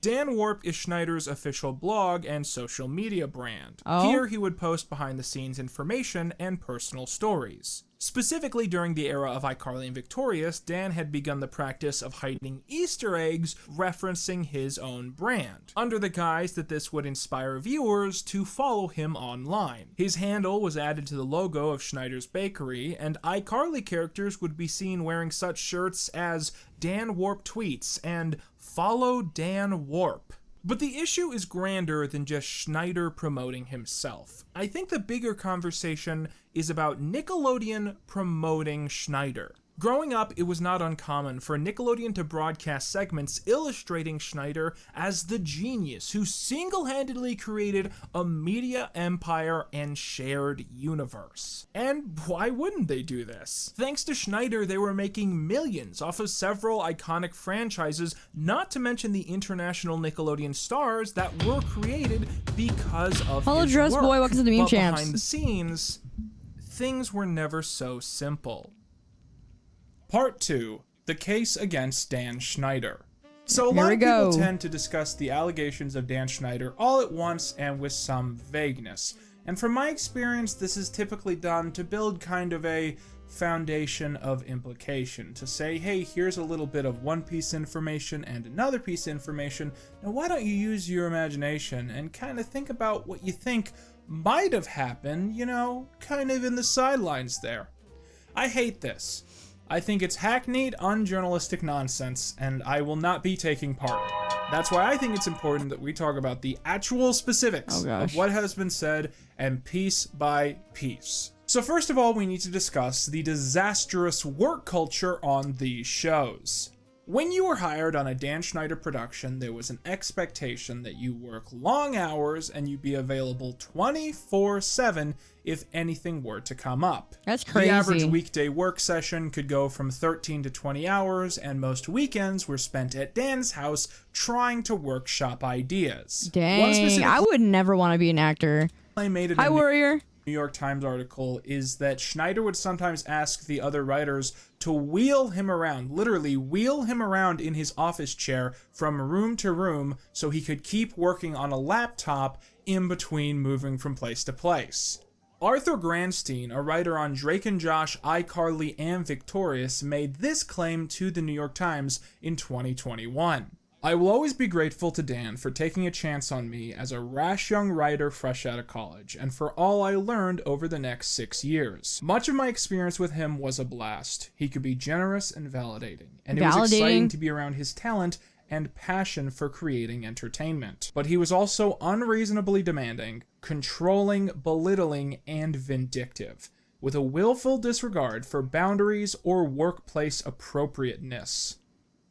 The best example of this that we now have was on Dan's first standalone television hit. Hi, Mudkip, how you doing? The Amanda Show. When The Amanda Show first started, the showrunners hired 2 women for the writer's room, Christy Stratton and Jenny Can we please Gildy. hear some voice One of the mods main from you to make this stipulations of them reaction being better? hired was that they would work for a shared fee, both of them taking home half of what a male writer would be paid at that time. On their very first day on set, Dan declared that women were incapable of being funny comedians. You know what? I guess I should just go ahead and end stream. According to Dan Schneider, I am incapable of being comedian. I must leave. And he challenged the 2 of them to prove him wrong. The elephant in the room is that it is extremely ironic to declare that women can't be funny when you're the showrunner on a program called Women Can't Be The Funny. Amanda Show, where the lead star is a teen female comedian. But you have to remember, The Amanda Show wasn't actually the show Dan wanted to be making. He wanted to be making Guys Like Us. The Amanda Show was just the only option he had left. Dan was the definition of someone with improper workplace boundaries. He was often cracking jokes at the expense of others, and especially the women, and he would even show pornography on the workplace computers. What? That's, you know what? I'm not surprised. While Dan attempted to present himself as just a big kid who was crafting a fun work environment, everyone quickly learned that he had a fierce temper that could change him in an instant. That's typically how it goes. When you see someone who's like super, like they seem like they're really good and they're laid back at work, and they try to get you comfortable, making it seem like they're real, lax, and then you actually find out that they're like that. And when Dan walked into a room, you never knew which Dan you were going to get. Isn't that called bipolar? And yet, Schneider was so successful and that's multiple personality disorder. so massive at the network that many felt pleasing him was the only opportunity they had at continuing their careers. And one can only imagine that if the adults were walking on eggshells around him, the kids must have been feeling about the same. The cast members on All That and The Amanda Show were little kids, 12 to 14 years old for the most part. And they were spending those important developmental years worrying about financially supporting their families and continuing their careers after they stopped being cute little angels. That's insane. Imagine putting that much stress on these kids, like giving them an adult job that's basically physically demanding. They can't do as much as they want to because they have to sit here and provide for their families. It's not the other way around. They're providing for their family. That's insane. I would hate being an actor too. I don't blame Sam, honestly, and she's gone through one of the worst, I would say. The idea of trying to overload yourself with work to maximize the profit you can make off of your own youthfulness, it is a very unhealthy idea for a little kid trying to figure things out. And if there was something in the material that these kids didn't like that made them uncomfortable, they weren't going to go up against Schneider. Because this was the guy who decided if they got a big line, if they got a special skit, and even if they got their own spin-off. And even the parents who saw what Dan was doing and didn't like it, they were scared to go up against him because they knew that would have an effect on their children's lives. Not to mention the fact that these kids were performing grueling hours to the point that pretty much every week they were breaking child labor laws just to get that shoot in the can. And after The Amanda Show, this only got worse. To quote one of Dan's main editors, and this is taken from the Investigation Discovery Quiet on Set documentary, "When I worked with Dan, I felt like the bar was always being risen, and I had to reach that bar. You had to be as good or better, or put more hours in, or do longer things than Dan did." That's and insane. we all did it.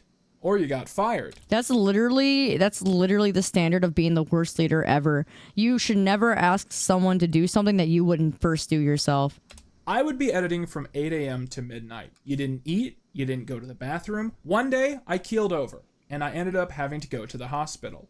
And as I'm leaving and curled over, I could hear someone say, "How is the show going to get finished?" That's insane. But the worst story about Schneider's Imagine worrying more about the show than the person who just doubled over. activity on set was when he asked Christy Stratton to act out being sodomized while telling a story about high school. Christy followed Dan's directions, to her utter humiliation. Jenny Kilgan witnessed this herself and recalled in the documentary, "It was probably the wrongest thing I've ever seen happen to a woman in a professional environment, ever." Later, Christy and Kilgan learned that it was actually against the rules of the Writers Guild of America for two writers to split a single wage. They complained to the union, who quickly came down on Schneider. Dan called up Kilgan, screaming at her and saying that if he found out that she was the one who sabotaged the show, she would never work for Nickelodeon or Viacom ever again. Shortly after this, Dan fired Christy and Kilgan quit weeks later. The pair were replaced by a single male writer, Stephen Malaro, the future creator of Young Sheldon and None Pizza Left Beef. Oh yeah, Young Sheldon. As dinky as the series might have been, writing for a series like The Amanda Show was a huge opportunity in the industry, which is why these stories are so disappointing. After quitting, Kilgan sued Schneider for gender discrimination, which was settled out of court. The third element we need to talk about is the proximity that Schneider had to many of his child stars. In the documentary Quiet on Set, various people from The Amanda Show recall how extremely close Schneider and Amanda were. She'd often be so close to him that they'd be borderline cuddling, and it wasn't uncommon for Schneider to receive back rubs from Amanda Bynes. Wow. This tendency for him to physically... Even the picture is just creepy. What the frick, man? Get your hands...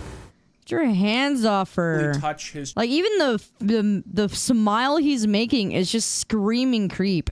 Child stars is present in several very infamous photos. On top of this, his reputation for asking women on set for massages, be they adults or children, is well documented by many, many sources and is one of the most clear examples of sexual harassment from Schneider going across 2.5 decades, if not more.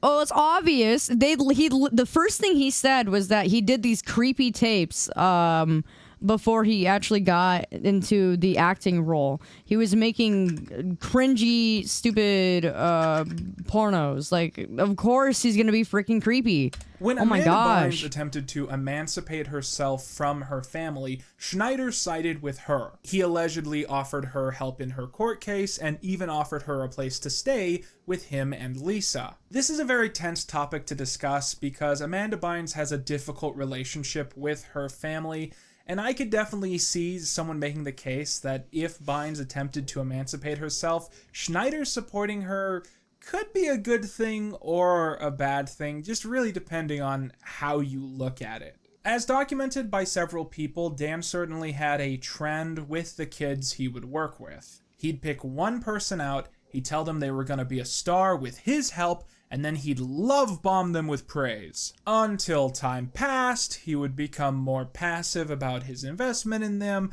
and then he would inevitably pick out a new kid to be his next starlet.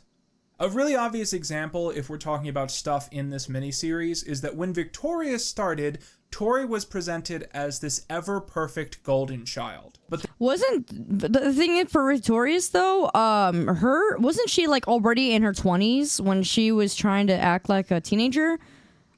She wasn't a kid per se like it was for iCarly. Then as the show went on, the later seasons became very extensively deprecating at her expense. And that's a very frustrating example of this because, of course, a lot of Victorious fans blame Victoria Justice. And I don't really understand why, because if it has to be said, Victoria Justice did not write the show victorious. On top of this, Dan tended to keep the personal phone numbers of his cast members. He would often text them during off hours, as well as have dinner with them. He would even invite them all to his house for various holiday parties. Look who's here. Uh-oh, trouble.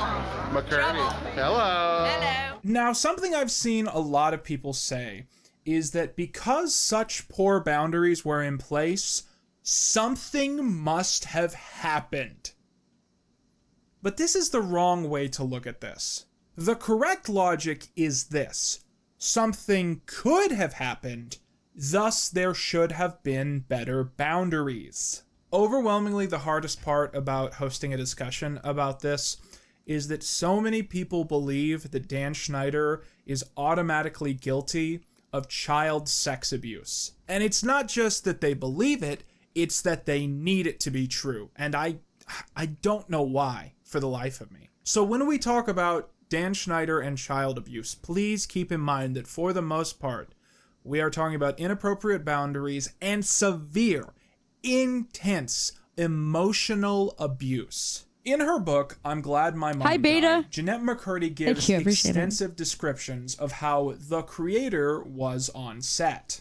According to McCurdy, if an actor got a line wrong or messed up a take, it wasn't uncommon for Schneider to go into a fit of rage, screaming in the child's face, even when we're talking about actors as young as 6 years old. All That cast member Angelique Bates recalled to Business Insider a similar story about Schneider yelling at her after she messed up a sketch. This caused her to run off the set crying. When she joined All That, she was... I would not cry if a man that literally looks like that... Where is he? That's... Okay, I would not cry if that was screaming at me. I'm sorry. I would not. I would not. 14 years Forget old. it. Amanda Show cast member Raquel Lee Boileau recalled similar situations during the Quiet on Set miniseries. Dan was like a tornado. He'd come in and like, whew, and you'd be like, wow, okay, what just happened? The set would not feel the same when he would leave because everyone was on their toes, scared. Wow. One of the How? He must have been awful for people to be afraid of that. Infamous examples of this was on the set of Zoe 101, as later recalled by Alexa Nicholas. When Zoe 101 was in production, it's been said that there was kind of a cool kid clique that affected the atmosphere of the set. The main star of the show, Jamie Lynn Spears, was a former All That cast member and the sister of pop star Britney Spears, and essentially everyone on set wanted to be in her good graces, including the adults. Jamie Lynn allegedly decided that she didn't like Alexa very much, and so everybody on set was kind of going back and forth as you do as a teenager, picking sides and causing a bunch of, teen drama. Now, I will get flack for this. Gaming Kitten. I When it comes to appreciate the that. discussion of Thank who you. is to blame for a situation like this, I do not blame teenagers for acting like teenagers. And I'm not really interested in getting mad at an adult because when they were 14, they acted 14. But in situations like this where there's going to be so many kids on set, I think the adults who are there have responsibilities. And it's the same responsibilities that you would expect from a teacher or a counselor or a principal. And I think that really influences my opinion of what happened next. So one day on the Zoe 101 set, Alexa is minding her own business when who appears around a corner out of nowhere but Britney Spears. Britney has been debriefed by Jamie Lynn about all the on-set drama, and she has decided to put up a fight for her sister. And so she goes up to Alexa and she starts screaming in her face until Alexa is sobbing, You're literally setting off everyone's Alexa. crying, curled up Hi, Zane Frost. in a Good to see you fetal again. position on the ground. Now, I've been told that Britney actually reflects on this story in her autobiography and that she was pregnant and she really regrets Kana, it. welcome to Meme And Champs. Britney's relationship with Jamie Lynn is a whole other thing. So sometime later, Alexa is summoned to a chamber of executives.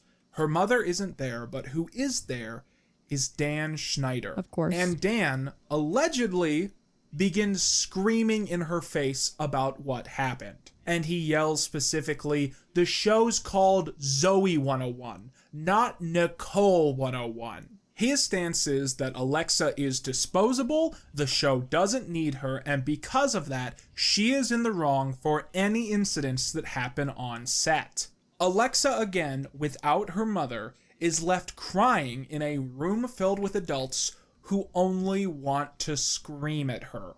After this, she tells her mother she wants to quit, and Nickelodeon lets her out of her contract. Wow. If you walk away from this video only remembering one thing that I have said about this man, let it be this.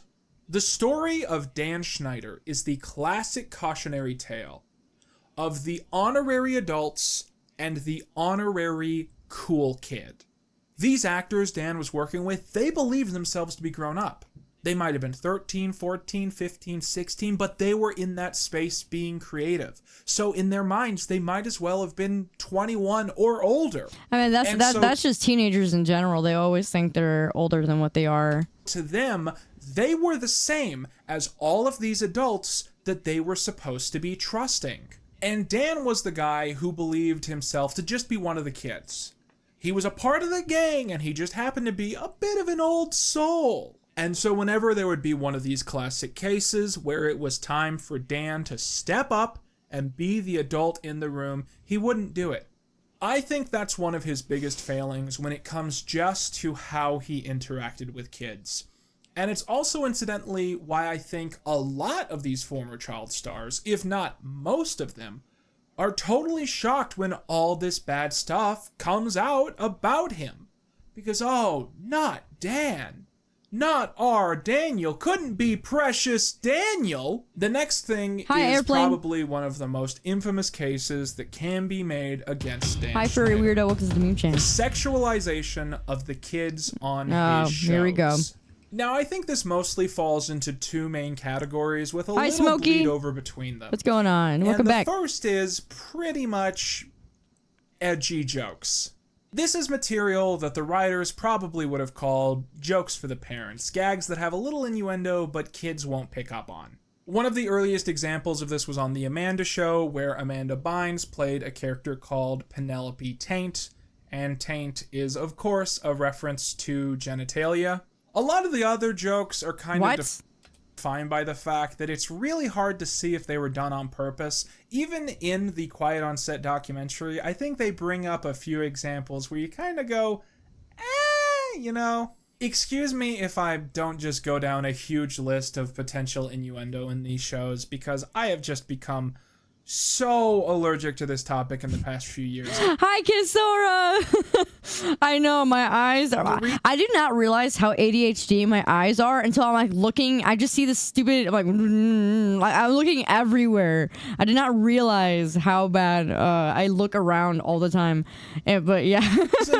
So many examples people would bring up to you just aren't real. They're not real innuendo. It's just them not getting the joke or reading into the scene wrong or not going in with context. And my eyes get the have gotten zoomies. so tired of those cases. I've also found that when it comes to Welcome stuff back, that is Warrior like for Christ. 100% confirmed innuendo, no question about it, your mileage is going to vary about how much people care about that stuff, because half the time you'll go through all this effort and you'll explain this like hidden sex joke, and the person you're talking to will be like, huh, that's really funny. But especially in like Zoe 101, iCarly, See you later, and Smokey. Victorious, Thank you for stopping there by. are a ton of like risque, edgy jokes. And the thing is, Good I night, remember when Cyanide. I was a kid, this was the reason I first kind of noticed that the Dan Schneider brand existed, even if I didn't know what to call it. I just remember that I used to watch Zoe 101 when I was really little. So did I. And I was just shocked by how often characters in those shows would like talk about their boobs, or they'd make jokes about puberty, or they'd just hang around in bikinis.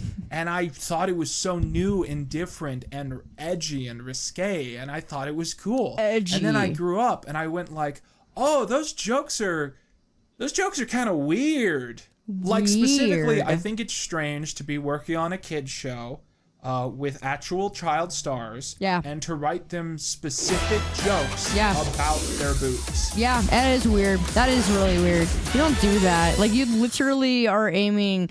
Like, Nickelodeon was aimed towards children as well. Like, you don't do stuff like that. And to have... Like, there's a lot of... I mean, I was watching Drake and Josh when I was really young, and then all the way... I mean, I'm trying... Yeah, when I was really young. So, like, I watched it all throughout, like, my elementary school towards... a little bit towards middle school. Chromia Love, Carrie said. Hi, Circuit. How you doing? Welcome back. Have them deliver these jokes that were written about their boobs. I think that's a weird thing. And yet, Yes, nowadays, when I see people post about, like, their favorite Zoe 101 jokes, their favorite Victorious jokes, it's those jokes that get posted because a lot of people still love that stuff. The second category is the explicit sexualization of teen stars. And there's like no humor, there's no irony, there's not a bit. It's just sexualization. And Y'all remember when Ariana Grande literally shoved her entire foot in her mouth? Yeah, me too. That's it. I think you can definitely make the case that this became more of a thing in the 2010s when these shows started to have older cast members and they appealed to a bit of an older teen audience. That report by Business Insider claims that Nickelodeon and Schneider would have regular... Did you just give a gifted sub to Twitch? Why, Happy? That is so random.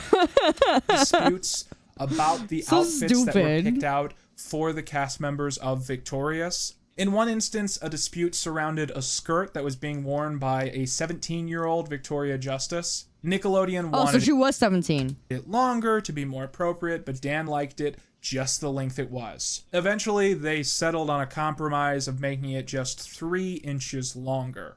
A pretty common consensus was that at this point in his career, Schneider might have been a little frustrated about how he was still stuck in the realm of kids' TV when he kind of wanted to make adult shows, and Victorious was kind of a way for him to experiment and push that envelope. And that especially seems true when it came to the way that he sexualized the women on that show. Yeah. I think one of the most obvious examples of this is the season 1 episode where they get stuck in the RV and they're just locked in this RV during a heat wave and they're just lounging around in, you know, bikinis, getting all sweaty. Oh, yeah, I remember that episode. Wet. And like I said at the time, it's a fan service episode. It is an episode for the people at home that wanted to look at that stuff. And it is very explicitly sexualization of the cast members on the show. And that's why I've always felt kind of awkward about this new culture where people are like nostalgically bragging about how Victorious was their sexual awakening. That's probably what they were going for, and that's not good. I don't like that. Obviously, the crossover between sexualization and innuendo is kind of big, and, you know, there's a bunch of stuff that could fall into one or the other. In the piece by Business Insider, Daniela Monet recalls a scene where she was asked to eat a pickle while putting on lip gloss. Oh my gosh, I remember that episode too. Like, literally, there was... I'm just gonna go to it, hold on. Dan, literally... Oh my gosh. Okay, so there was this one episode with Ariana Grande. What is it? He like was really just freaking creepy to her. Like literally. Have you ever tried to get your whole big toe in your mouth? This. Check this out. Like why? Why?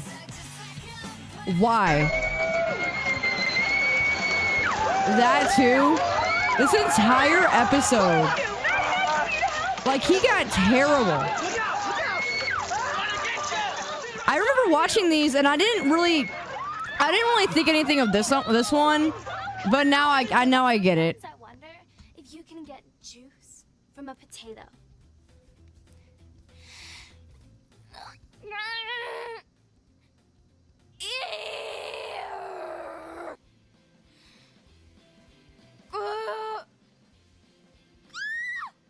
Come on, give up the juice. It's not even subtle. Be really cute and coy with that, because you're a good spy, all right? How would she be cute? Like, how would you do it if you were being cute? Oh, that is cute. Can you do that? Can you be as cute as Steve? That was good. That was good. So close, but yet so far. Everybody takes a like a step away from me. Hi, Nikolai. Welcome to the Moon Champs. I'm Your Dr. Death. uvula is that swingy thing in the back of your throat right here. Is it possible for a teenage girl to drink water upside down? Oh my gosh. Like, why was it her? This poor girl. Thirsty. But she's still in Hollywood. That's why she won't say nothing. It's not possible. This morning I was taking out the garbage and I found a dirty cat. A dirty cat. So we're gonna bathe that cat. What the heck? This is Cat. Hi. Tell him what's gonna happen now, cat. I'm gonna get bathed. My mom couldn't stand Kat. She used to tell me to change the show because of how annoying she was. The way that he made her. It's just weird.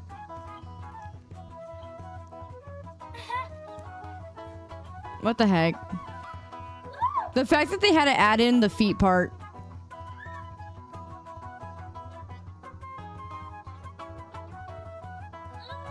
Why? You got what? Oh my gosh, Sam, let me do it. No, quit it, Sam. Ew. Don't leave my feet alone. Oh. Done. Oh my gosh, again, with the The feet. most important qualities when you're picking a boyfriend are,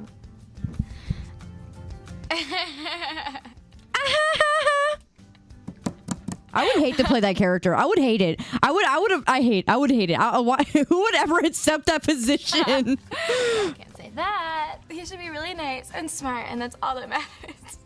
She was a victim for real. Oh, this one. I saw this.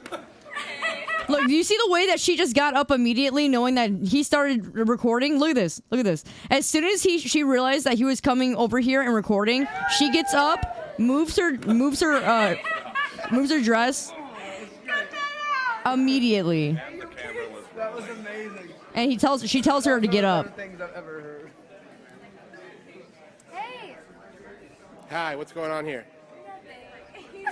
And look how uncomfortable they are. Of the set. I just turned 16, which means that I'm one of the youngest kids in my class, but I'm mature, so. Do you notice that his lips are red? Do you notice? Okay, I don't know if that's just me, but it looks like he kissed her. Whatever. Yeah, it's just me though. It looks like it. He's just weird. He's just weird. I don't. Even if there isn't concrete evidence, okay. Even if there isn't concrete evidence, it was just obvious. Like, I know that guy was trying to be like a middle ground, but let's be honest. Like, he clearly was showing signs of just being creepy. Like, he literally was just creepy. And the thing about it is that when you are making that much money, you can hide anything. You can hide a lot of things. Like, people don't realize when you make a lot of money, you can also hide a lot of the truth and make other people seem crazy for believing the truth. You know what I mean? Like, he should be in jail, but he's not gonna be because he makes so much money because he's literally, it's awful. Like, there were just so many things that I remember. I was just kind of like, that's so weird. Like, it's so weird. But yeah, I don't know. And then also with her as well. So people, I don't actually know what happened with Amanda, but I know that she had like got an abortion. But and people think it's like it was from him. I didn't actually get any solid proof of that. I mean, I don't know if that's actually true or if that's one of the rumors. But it is very creepy, the relationship that they had. Can anyone tell me how Dan Schneider got away with this? Have you guys ever noticed those weird, disgusting sound clips at the end of his show, Victorious? What sound clip? Yes! Yes!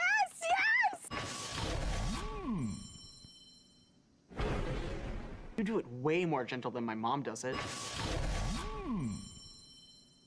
don't want to see that thing again. Put it away. Oh, I remember those. Yeah, I remember those. Can I hold it?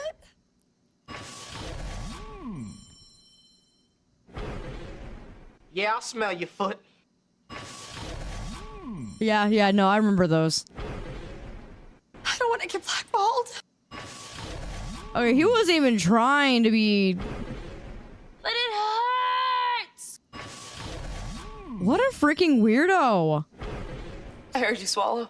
Oh my Can anyone gosh. tell me how Dan Schneider got away with this? Yeah, for real. A new report is shedding more light on the behavior of ex-Nickelodeon powerhouse Dan Schneider. In the Business Insider article, Nickelodeon actors, writers, and crew members detail workplace misconduct involving inappropriate comments to minors, requests for massages, and gender discrimination. They also raised concerns about sexually suggestive content in Schneider's shows. I mean, yeah, it's obvious now. I can't even watch this show anymore. Like, I used to love iCarly, Victorious. I used to love all of those. And I just can't even. I hate that music. This one alone. These videos make me so nervous. No. Why? Say your name and get to I would. better not be on the tube when I get home. This will. I would not. She put this hated on him. YouTube. For good reason. You know what's gonna happen if I put this on YouTube. What? The music in the background just annoys me. You know. Yeah, I don't know. I think, yeah. Anyway, they were clearly uncomfortable, but some people are reaching. But anyway, yeah, I just feel so bad, especially for Samantha, because I think she got the worst of it, to be quite honest. Or maybe not the worst of it. I think Amanda did. Amanda was never the same after everything that was going on, and it was just obvious. But the fact that he's just like, even if everyone were to know what happened on set, no one could do anything about it, and I think that's really what sucks, and it shows what's kind of going on in our society. Like, we're all too worried about the things that are going on, but yet things like this can happen right in our faces, and we can't do anything about it. And I think that's the worst part. So it really just irritates me, because it clearly was. What did I want to see what Moist Critical said, but at the same time, there's some things that he says that are not exactly appropriate, I suppose. So he's a little too much, but I'm kind of curious. If you grew up during the 90s or the early 2000s, there's an extremely high chance that you watched some of Dan Schneider's shows. It was like impossible to avoid him. It'd be like trying to dodge raindrops during a thunderstorm. Dan Schneider during this period was the king of children's television programs. He made some of the most influential productions like Drake and Josh, The Amanda Show, iCarly. His resume is just stacked with tons of shows that I imagine meant a lot to many of you growing up. And make no mistake, you meant a lot to the creator of these shows as well. Well, not so much you, but your team certainly did. I can't stand it. Why is he always gonna do that? The creator of these shows is a monstrous foot fetishist, Dan Get in the Van Schneider. Dan, get in the van. Man, I really. He is a vile, creepy, disgusting human being, and this Dan, has been known. get in the van, Snyder. However, a new docuseries just dropped, really diving into the subject matter and putting a spotlight on it in a way that hasn't previously been explored. It's called Quiet on Set. Now, if you don't know what Dan looks like, here's a nice picture of him here. He looks like he was made in the Dragon's Dogma 2 character creator. And Dan Schneider has become the face of Quiet on Set. However, it actually explores more than that. It's like a whole deep look at all of the horrible things that were going on during these Nickelodeon Dan, get in the van, Schneider. It's more than just Dan, but he obviously plays a central role here because he made these shows. He was the head honcho of most of this. And he was well aware of some of these terrible and downright criminal things that were going on behind the scenes on some of these shows. And the reason I mention the foot fetishism off rip here is because that was one of the first things that people really caught on to in the public eye. After Dan's glory days at Nickelodeon, people started to pick up on how odd it was that a lot of these children's shows had an emphasis on feet. Pretty frequently. Yeah. It was a common thread throughout a lot of these shows, like feet humor and having these child actors and actresses displaying their feet. Yeah, me too, Skymock. In 2013, one of the shows Dan worked on, Sam and Cat, actually ran a competition where kids were supposed to submit pictures of their feet to them. He posted that?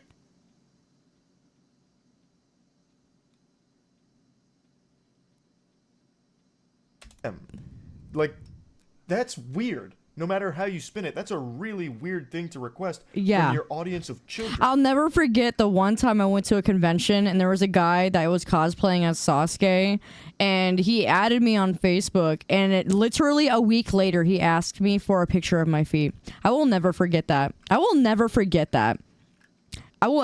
have never unfollowed and unfriended someone so quickly. To take pictures. Like, I had met him in person and everything, and then for someone to message me that a week later, to have the gall, I will never forget that. Feet for you? Honestly, he even looked like Dan Schneider. That's just downright creepy and wrong. I can't believe that tweet is still up, by the way, over a decade later, and no one thought to delete that. That is impressive.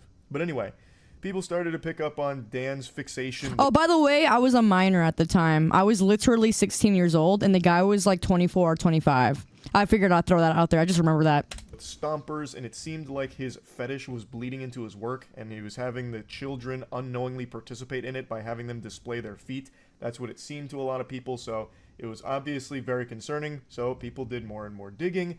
They found more and more evidence. Yeah, that was Dan his twin. being an awful piece of shit behind the scenes with a lot of shady things. The Sasuke really tried to ruin Sasuke's reputation there. Things going on there, and it just led to He smelled like cheese. this reputation that people for years have known. But then again, a lot of people at conventions do. That Dan blows loads to toes Schneider is not Made him look at the meme champs. good person. And now Quiet on the Set has released, and so much information has come out, not just about Dan, but Mom, about that how did you meet entire Mom? Nickelodeon Well, workplace he met me at a around convention and sent me a DM Arguably asking the for largest feet pics, and obviously I fell in love. Ew. Who? Piece of new information that dropped during this docuseries. Did anyone notice that? I understand what Drake went through. That's a yikes from me, dog. I understand what Drake went through was entirely traumatizing. You know, obviously he was assaulted on set multiple times in the worst possible way ever. And it's funny how everyone switched immediately too. Because, you know, also he did some pretty crappy things, but I understand what happened to him, but it doesn't excuse the creepy things that he also did. And he talked to minors as well. Yeah, you know, it's like he kind of did the same thing. He actually had a concert at my high school, and I remember that it got canceled for some reason. I don't remember why. But he ended up being at a local bar in my town, and I had a whole bunch of friends who were like, "Oh, I want to go see him. Oh, I'm going to fake getting in or use a fake ID." And I'm thinking in my head like, "Oh my gosh." But yeah, I feel bad for what happened with Drake early, but it doesn't excuse also all the terrible things that he has also done in the past as well. It certainly does make sense as to why he might have done it. But yeah, you know, he also had quite a few victims as well, and I can see him acting out in anger from everything that happened. It makes sense as to why he was also physically abusive to some of his relationships. He was physically, emotionally, every kind of abuse. He was also that to some past people. And it makes sense now. It makes sense as to why he was doing that. But we also can't be someone who also forgets the pain that he put others through as well. Sexual abuse of Drake Bell by someone named Brian Peck. So Brian Peck was a coach at Nickelodeon whom was sexually abusing Drake Bell, and he was actually convicted in 2004. He spent 16 months in the slammer. There's a big difference between an explanation and an excuse. Immediately upon release, landed a job with Disney. If that doesn't show just how rotten to the core this industry is, I don't know what will. There's deep-seated evil in Hollywood. He went to jail for lewd acts with a minor. He is a sex offender, a convicted sex offender, and he immediately got a Disney Channel job working on The Sweet Life of Zack and Cody. What the fuck? That's mind-bogglingly That's just evil. just Hollywood that's for not you. just irresponsible. That's malicious. It's not like they just made some kind of mistake where they put a sex offender in a role where he works almost exclusively with children. It's not like they made a whoopsie-daisy. They just happened to overlook that he's a sex offender. They knew. A whoopsie-daisy.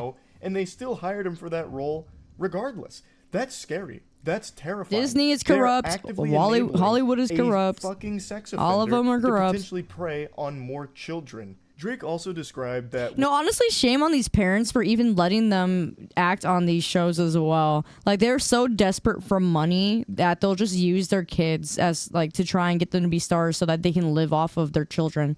That also is something that's just so incredibly messed up. When he went into court, Brian Peck had the support of some very powerful and familiar faces. There were 41 character letters written to the judge asking for leniency for Brian Peck. 41 letters of support from industry personnel that were trying to get like a Babylon. lighter sentence for Brian Peck, Yeah. even knowing that he is For guilty of the crimes for which he is about to face the punishment, asking for a more generous sentence. Hi, Brony Gamer. These weren't just 41 pieces of of toilet paper entertainment is with just fricked up in general. Yeah, Like what it the is. heck? Sensical scribblings on it from nobodies. These were 41 character letters that were submitted by industry personnel, some of whom were high up on the food chain, so these things carried weight. And they're advocating for someone who is guilty of sexually abusing a child. Holy shit. They just viewed it as not a big deal, I guess. Listen, Judge, I understand Brian Peck diddled a child. Who at Nickelodeon hasn't? Are you really gonna throw him away or put him away and throw away the key for that? What about season 3 of Drake and Josh? What actually matters here? Let's think about that. Like, this is crazy to me. It almost stops being... Yeah, it really shouldn't be crazy to him because he should know very well how messed up, like, these companies are. He really should not be surprised. Like, we've known this for a long, long, long time. And it irritates the crap out of me because people used to call us conspiracy theorists or something like that back in the day when we knew the truth. And now that it's all coming to light, everyone is just like, oh, this is so terrible. We should do something. Like, we literally, like, people knew about it before and would try to say things and then they would be like, oh, well, you're crazy. He would be in jail. He would be in jail. Like, I remember I told a friend about something a long time ago about just them being creepy in Hollywood and knowing all the crazy stuff that they do in Hollywood. And they had the gall to tell me, oh, well, if they did that, they'd be in jail. And I'm just like, okay. Surprising learning that Brian Peck landed a job at Disney right after his 16 months in prison for this crime, because it seems like that entire industry just does not give a fuck about the safety of kids to begin with. They don't. So like I said, Quiet on Set isn't just about Dan Schneider and all of the awful things that he has done. It's about how awful that entire industry itself Thank you. is. But once again, Dan Schneider does still play a large role in this docuseries, highlighting the bad workplace and environment that he would cultivate. I mean, what has he said about this Quiet on Set? Like, the fact that they even got the green light to make... Okay, so this is a theory. Okay, I'm not trying to add anything else to the fire. This is just a theory that I have. Because truly, remember... Either way, all you get is the NPC stare. New Babylon continues to do its thing. Yeah. The thing about it is that for most of the time, when you make so much money, you can prevent like these type of movies and documentaries from getting out usually because they'll end up throwing the sue word around and trying to sue you for all you're worth. And that's typically what they would want to do, right? What my little theory here is that I believe that they knew that things were getting out of control, so they greenlit for some content, like basically controlled the amount that would be cancelable to Dan Schneider. I think there was a lot more things that happened. Everyone. I think there was a lot more things that happened, and because these freaking corrupt millionaires and billionaires know that it would affect their networks, it would affect all their shows, they would do damage control and let these documentaries get out, but they limit what is actually said. I believe truly that they actually went to try and play a part in this cancel stuff so that they can control what actually gets out, so that it looks like they'll basically kind of show like what wouldn't be too bad to be able to show on the... I haven't watched Quiet on Set, but personally I think not all of that was just surface level, and I think that's how they wanted it, so that people wouldn't get any more facts from it, and so they can do that damage control. I truly do believe this. The weird shit that would go. So like, why else would it be up? It would if there was, it would not be a documentary because of how much money they make. We know that they really wanted to sue someone for defamation. Yeah, they would, and they would do it, and yeah, I truly believe that there was so much more that happened, but this is all they wanted you to believe that actually happened. Just to make him look like a creep. That's it. They wanted to make it look like he's just a creep, but hide all the terrible things that he actually did. So that's why they greenlit it. That's truly what I believe. In like the writer's room and the way he treats Controlled people, leaks. Yep, controlled leaks. A whole plethora of different bad stuff. And in response to all of this, Dan Schneider himself actually stepped out from And it wasn't just Dan. You're right. There was multiple other people. Was leaving his little hole and addressing it head on hiding hole. in one of the most painfully scripted and staged apology video interviews. Wait, I've he made ever an seen. apology video? Boogie. I played Oh. T-Ball on Nickelodeon's iCarly. Oh, never mind. I got a chance to watch the Quiet on Set program, and I reached out to Dan to see if it was something that he'd be willing to discuss. I'm pleased to say that he said yes. Dan, how are you? T-Bone. I'm okay. Oh gosh. I'm okay. The interview is not conducted by a professional. It's conducted by a former actor in one of Dan Schneider's shows. See, again. It's an apology. Again, they're trying to control what actually gets out there. That's why Quiet on Set was greenlit. Because why? Did anyone question how it got through? Like, did anyone question how Quiet on Set even got to come out?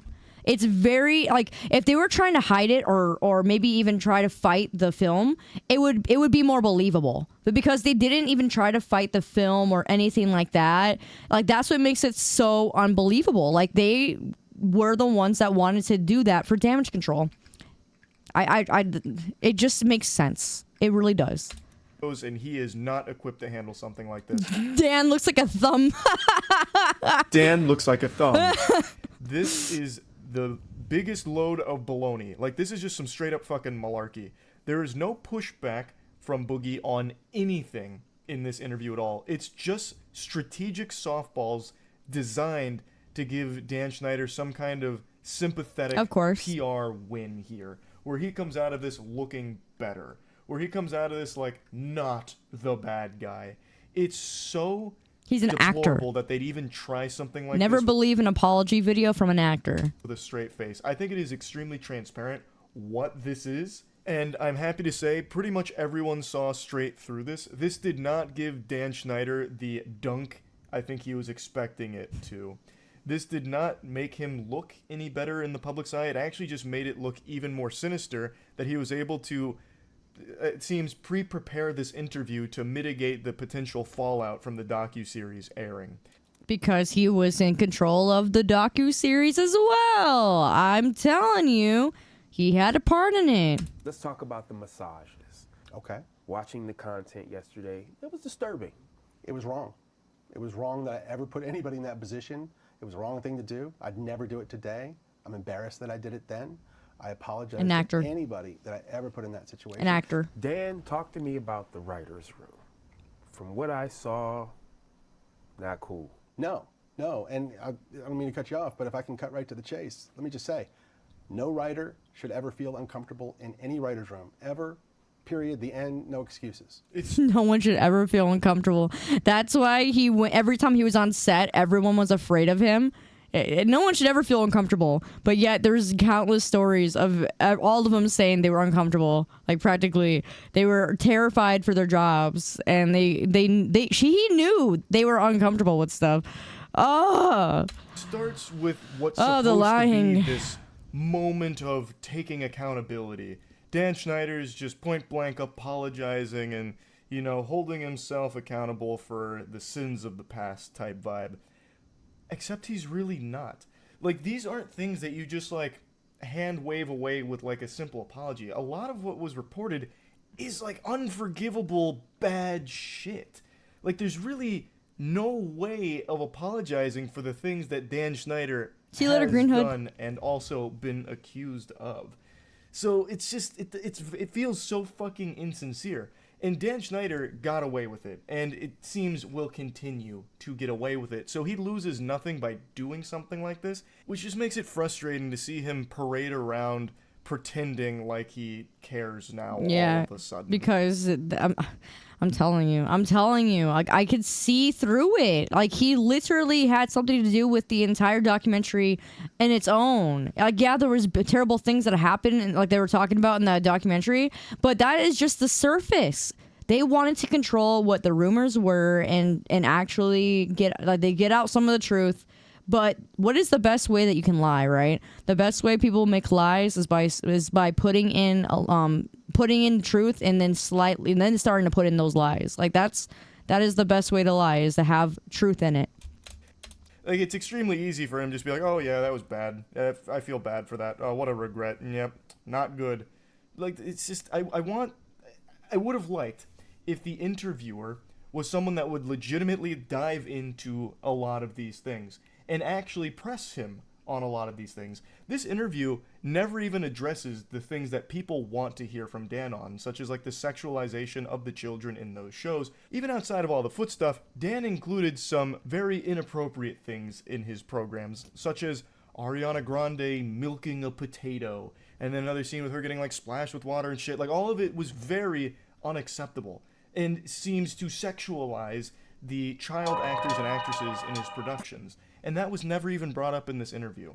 So this interview it doesn't have any real substance to it. It is legitimately just a scripted PR play from Dan. I cut it. I want my shows to be popular. I want everyone to like. The more people who like the shows, the happier I am. Yeah. So if there's anything in a show that needs to be cut because it's upsetting somebody, let's cut it. So I think it's big for you to say with your work, if it's viewed as that today, you don't have a problem. Cut it. Cut it. I mean, that's a solution. The last thing I want to ever do is put any content in a show that's going to upset my audience and make them want to turn off the TV. Why would I ever want to do that? That makes sense. This is him addressing that makes sense. Like it's so scripted. Question that Boogie asked about like inappropriate jokes in there without getting too deep into the weeds, just a broad subject of some of these jokes have aged poorly and people look at them as inappropriate for a child audience. How do you respond? The most softball way of asking this question, mind you, and his response was, cut it. Just get rid of it. I don't want it in the show. If it's aged bad and it makes people uncomfortable or, this and that, cut it. And Boogie's like patting him on the back for it, like, oh my goodness, wow.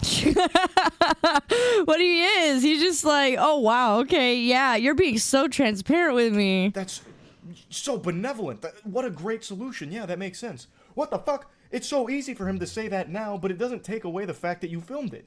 If you cut Ariana Grande milking a potato type shit, if you cut some of the foot stuff that you included in there, it doesn't change the fact that you still had the child. That you still did it. Nah, it doesn't change the fact that you still did it. More devastated by that than anything that ever happened to me in my career thus far. 41 of those people wrote letters for Peck. Character letters praising him for who he was and asking for leniency, and they knew that he was guilty. They knew he had confessed to some degree, and they still did this. But Drake's mom, a lovely woman who I stay in contact with this day, she came to me at the time and she said, would you help me with my speech? Oh gosh, is he actually trying to cry? I said, of course. And I did. Dan Schneider. Oh my gosh. He actually just tried to make himself cry. I don't even think that kind of man is capable of really crying. Like that is genuinely the way that I see it.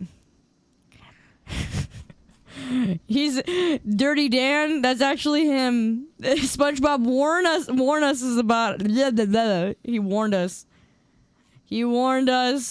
Man, it's so messed up though. Oh, by the way, did you see this creepy dude? Oh my gosh. Hold on. I know I'm not really trying to watch this one.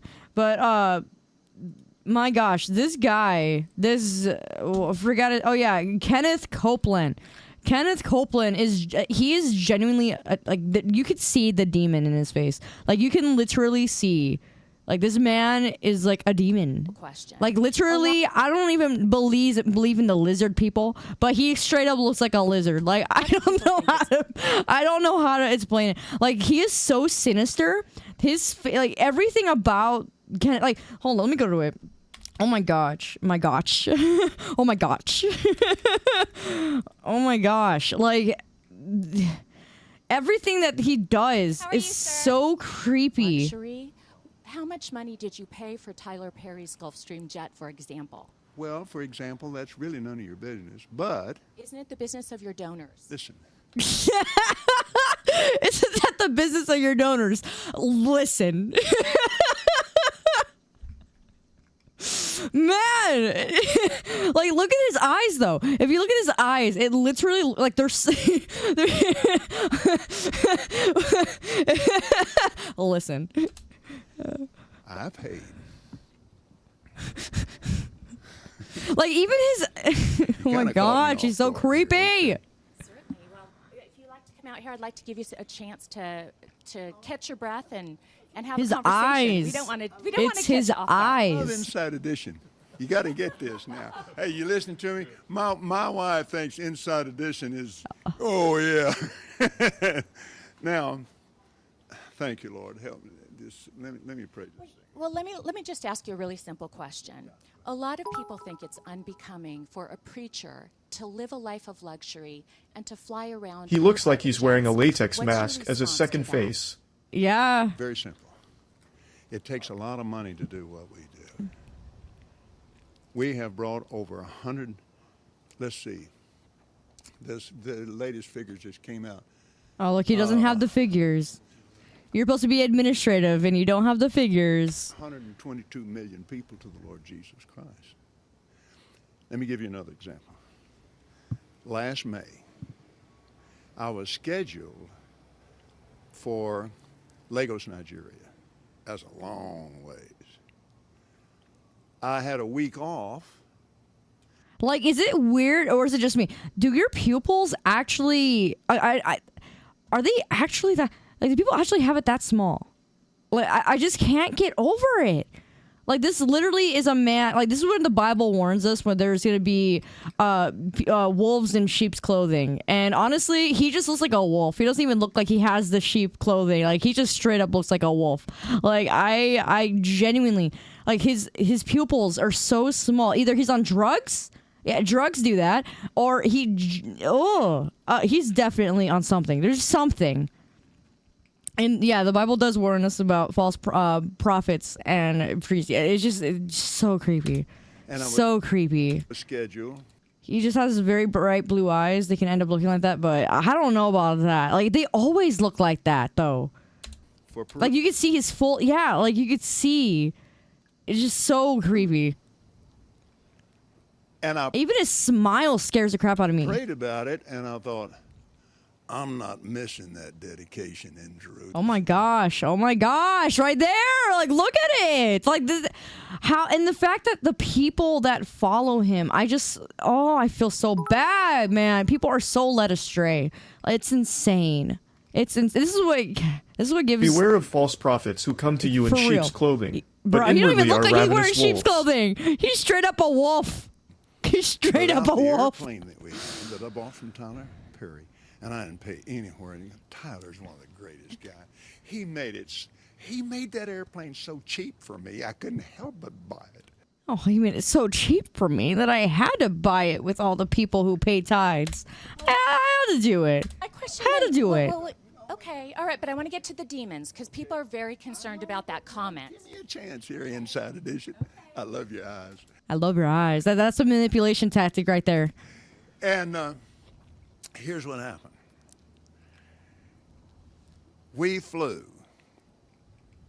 in 21 days, 70 hours, 40,000 miles, touched 5 continents, and preached face to face personally with 125,000 people. Do you ever use your private jets to go visit your vacation homes, for example? Yes, I do. Okay. Vacation homes. Again, getting back to the comment. You said that you don't like to fly commercial because you That's definitely living, a modest and content life there. That's truly that. demons. Do you really believe that human beings are demons? No, I do not. And don't you ever say I did. Oh my gosh. And don't you ever say that I did. If you put so Secunda from creepy! Skyrim OST in the background, this would be an NPC video. NPC video? No, it wouldn't. This would be a boss battle right now. Like, this is a straight up boss battle. Like, look at his... Actually, there's a contact. You can see the contacts, actually, right there. You see the contacts? Didn't he also say that if Jesus came back today, that he would fly in a private jet? I did not know that. No, because I don't listen to a single thing this man says. Because he is straight up a... He is the sheep in wolf clothing. That is exactly what he is. He is a false preacher. Just terrifyingly creepy. Like the way he just keeps pointing. He looks creepy. He looks keeps staring at me. It's creeping me out. Oh, why does he do it for so long? We wrestle not with flesh. Parable of the sower. Right about that. Many are called, but few are chosen. Right about that. Be wise as serpents, but harmless as doves. Let the dead bury their dead, etc. But principalities and power. And you're definitely one of those principalities of power. by that term, then. Just explain, because it's really simple. You said you didn't want to get into it. Tiny pupils are definitely signs of drugs. Yes, pretty sure. Yeah, they are signs of drugs. I despise false preachers and false they're prophets. not even in the sun. They're demons. They're not even in the sun. And unfortunately, people follow demons like this dude. They do. And they're not even in the sun right now, so there's no reason for his pupils to be that small. Like, they are in the shade, so there's no reason for that. Well, let me ask you. Avoid the question. Someone needs to make a Skyrim mod replacing the Drog with Kenneth Copeland, voice lines and all. But it's a biblical thing. It's a spiritual thing. It doesn't have anything to do with people. I love people. Because they line your pocket. I love people. Because they line your pocket. Jesus loves people. Yes, he does. People get pushed in alcohol. Do you think that's a good place for a preacher to be and prepare to go preach to a lot of people when somebody in there is dragging some woman down an aisle? It made me so mad to see that on television. I wanted to punch the guy out myself. I can't be doing that while I'm getting ready to preach. Oh, yeah. Well, how Christian of you. I was getting ready to punch the guy out. Oh, yeah, how Christian of you. One of the first thing Jesus says not to do. Not to do that. Because if you hate somebody. I am astonished that Kenneth has not yet been smited by the Lord. Because every single man like this will one day take an account on Judgment Day. The hurtful people. Is that what you're saying? Not the people, baby. For leading so many people astray, I don't even want to imagine what is in the future for this man. That is Back very during the day, scareful thing. We couldn't do anything else. We had to travel commercial. When I went to Oral Roberts University, I flew for Oral Roberts. I'm a commercial pilot. So I spent a lot of time in airplanes. You have how many planes? We have the Gulfstream, and we still have our Citation 10. And then we have a little small airplane. But both those are the two ones that we use. A little small airplane. And other people use them too. We have other ministries that use these. In the book of Ephesians, oh God, I love this. We wrestle not with people. We wrestle not with people. The fact that he still even gets the verses wrong, I can't. Like, I would be a better preacher than this man. My goodness, he should not be in his place. Where does my strong faith come from? Because I've experienced God in many places in my life. And, he saved my life, but this is not God that he is. It's pushing out to everybody. He's got some really satanic background here, because something you could just feel it from him. You can just feel the sinister, the type vibe from him. All the things that he does to rip off of his congregation. It is just so. And we're warned about this kind of stuff too. Like, this is stuff that would happen. unseen. But the terrible things that are going to happen to this man, for all the blasphemy, for all of the terrible lies and everything that he's been doing. Like, I remember he had this weird thing during COVID where he kept putting his hand over his head and he's like, hair grow. It's because he's not an actual preacher. Because he's not. He's a grifter. He's like, hair grow. Like, it looked like a ritual. Like, it was so creepy. Rulers of the darkness of this world. Talking about the devil. He's a very real devil. Just the same as Jesus is a very real Lord. And I spent a lot of time on airlines. But the main thing that happened was not, that wasn't the main reason. The main reason was I could no longer do what I called it. Like, his eyes don't even whip. Like, they do not move around at all. They are like laser fixated on her. I feel like if she was in a room with him and there was no one recording, like, he would strangle her. Like, that's what it literally looks like. Like, his eyes are not going anywhere else. They're just stuck on her. It's so creepy. It's like he's trying to hypnotize her into believing what he's saying. And that's, again, another manipulation tactic. And it's so creepy. Just seeing it in action. And you have some fancy clothes. I mean, for a pastor, you are living a life of luxury. You've got great homes. You've got great planes. You drive in So proud of that, he is. You're a very wealthy man. All the money that he had, could have gone to so many different causes, to so many homeless people, to so many. And like Jesus literally said, if you want to follow me and you pick up your cross, it is to give the clothes off your back, to feed the homeless, and to do unto them as basically, if you do that onto the people who are in need, to do it onto Jesus as well. Like, that is literally the first thing that he tells you to do. And this man said, oh, really? I should just keep all that wealth? Cool. Let me do that. People would say that like a wealthy man in the Bible also was wanted to follow Jesus, and Jesus said, if you want to follow me, then sell all your stuff and come follow me. And he got the wealthy man got upset and was like, oh dang, basically like I don't want to do that. Like, that's what it takes to follow Jesus. That is literally what it takes. And it's just like, he's so anti-Bible, but yet being a preacher, Is it May I add something to that? My wealth doesn't come from offerings alone.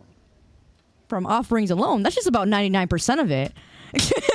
Sell things, books and DVDs. Yes, and I have a lot of natural gas on our property. Didn't know that, did you, babe? Now I do. Yeah, you do. And the only way he can get that natural gas on his property is to use the money that he got from offering. Wonderful. Mans looked at Jesus' teaching us and said, no, I'ma do my own thing. For real. And I might add another And avoiding the question, yep.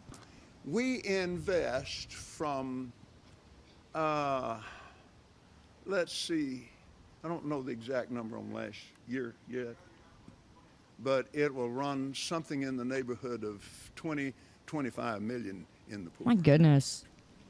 Can't do that and be broke. So final Can't question do that is, and be a lot of broke. people maybe have a misunderstanding then about what you do Oh in my prosperity gosh. preaching. Can't do that and be broke. So the final question is this. To those critics So messed that say up. that a preacher should not be living a life of luxury, what is your response to that? They're wrong. They're wrong. They're wrong. It's so creepy. He's so creepy. They're wrong. Creepy smile. That it's a misunderstanding. You hear her saying, she's like, that's it? Understanding of the Bible that if you go in, I love how he tries to hide behind the Bible while literally pulling out like text out of context. the old covenant, do you think the Jewish people believe you should be broke? Do you believe that the Jewish people believe that you should be broke? Oh my gosh. A literal skinwalker. That Jewish people appreciate money more than... They believe in wealth. Some people would find that offensive. No, wait a minute now. I'm not talking about some people. I'm talking about the Bible. He was so unready for this interview, so everything he's saying is like straight out of hell. It really is. It really is, Annie. It really is. The blessing of some people, and he's like, no, I'm talking about the Bible. Abraham was extremely wealthy, and he had a covenant with God. It's not the Jewish blessing. He had a covenant with God because he was, first of all, oh my gosh, I can't. Okay, there's so many things wrong. You know, I'm going to teach about this on Wednesday. If you guys want to learn more about tithing and offering, please come join the Discord. And I'm teaching on Wednesday at 9 o'clock CST. I'm going to go more into that in my lesson. But honestly, I just... like just hearing the things he's saying and just the fact that so many people are listening to this baloney. It's the Abrahamic blessing. God, I get excited talking about it because I love it. And I started out deep in debt with nothing. Kenneth Copeland of the Church of Yapology. Yapology. But anyway. So you say that it's biblical and that there's a foundation in the Bible for this. Let me close it with this. I'll put it this way. God does want to... It's not that he wants to make you wealthy. He does want to bless you. He does want to bless people who are especially on ministry. So if you're someone who's in ministry and you're actively doing the Lord's work, you know, this would be running, for instance, if we're doing like a food kitchen, or if you're going out and actually finding things to do in the ministry that are helping others, or even just doing things that people don't want to do, like cameras, media team. Like if you do these type of things and you're starting out and saying, you know, God, you can use me for whatever it is. I'm going to trust in you for your plans for my life. This is how the covenant starts, right? When you start doing things like that, then that's when God, yes, he will bless you with things. It's not always monetary. Sometimes it's your health, okay? Sometimes if you need a healing, he's going to give you that healing. Sometimes if you need a way out of a situation, sometimes if you need whatever your need, like God knows your needs. Like it doesn't mean money. It does not always mean money. If that was the case, most Christians would be straight up like rich. You know what I mean? That's not always how things work. And the fact that he tries to make it seem like, oh, well, if you tithe, you're just going to immediately get rich. And it's like, wait a second. I had to learn this, like I said, from the Bible and from my spiritual mentor, Oral Roberts. And I learned it from him, working with him. Yeah, he gives you what you need, not always what you want. Close friends until he died.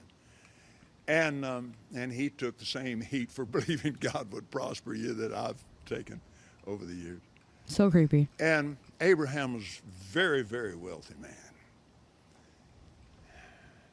Galatians chapter 3.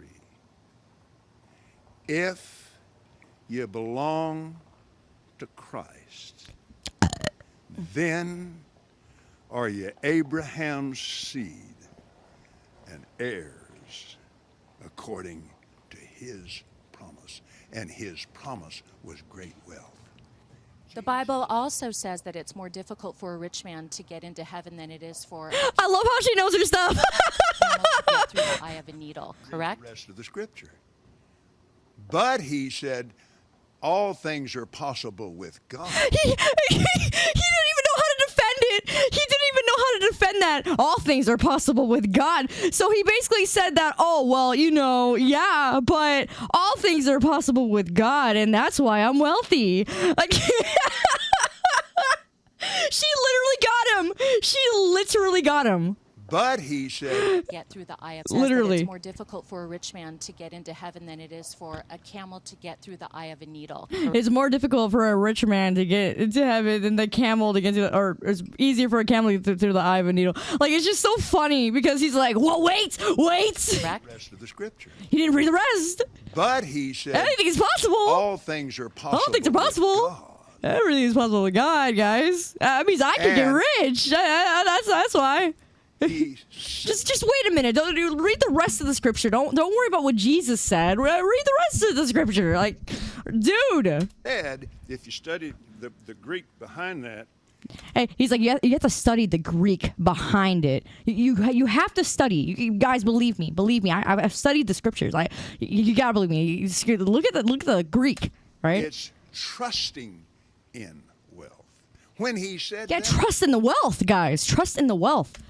his disciples said they were astonished out of measure because they He's were just wealthy. quoting random scripture. He's literally Like he knows quoting what he's random. talking about. Yeah, he's quoting random scripture, and he's like, bro, trust me. They were astonished out of measure, saying, how can anyone You guys, you had to be there. be saved? He said, all things are possible.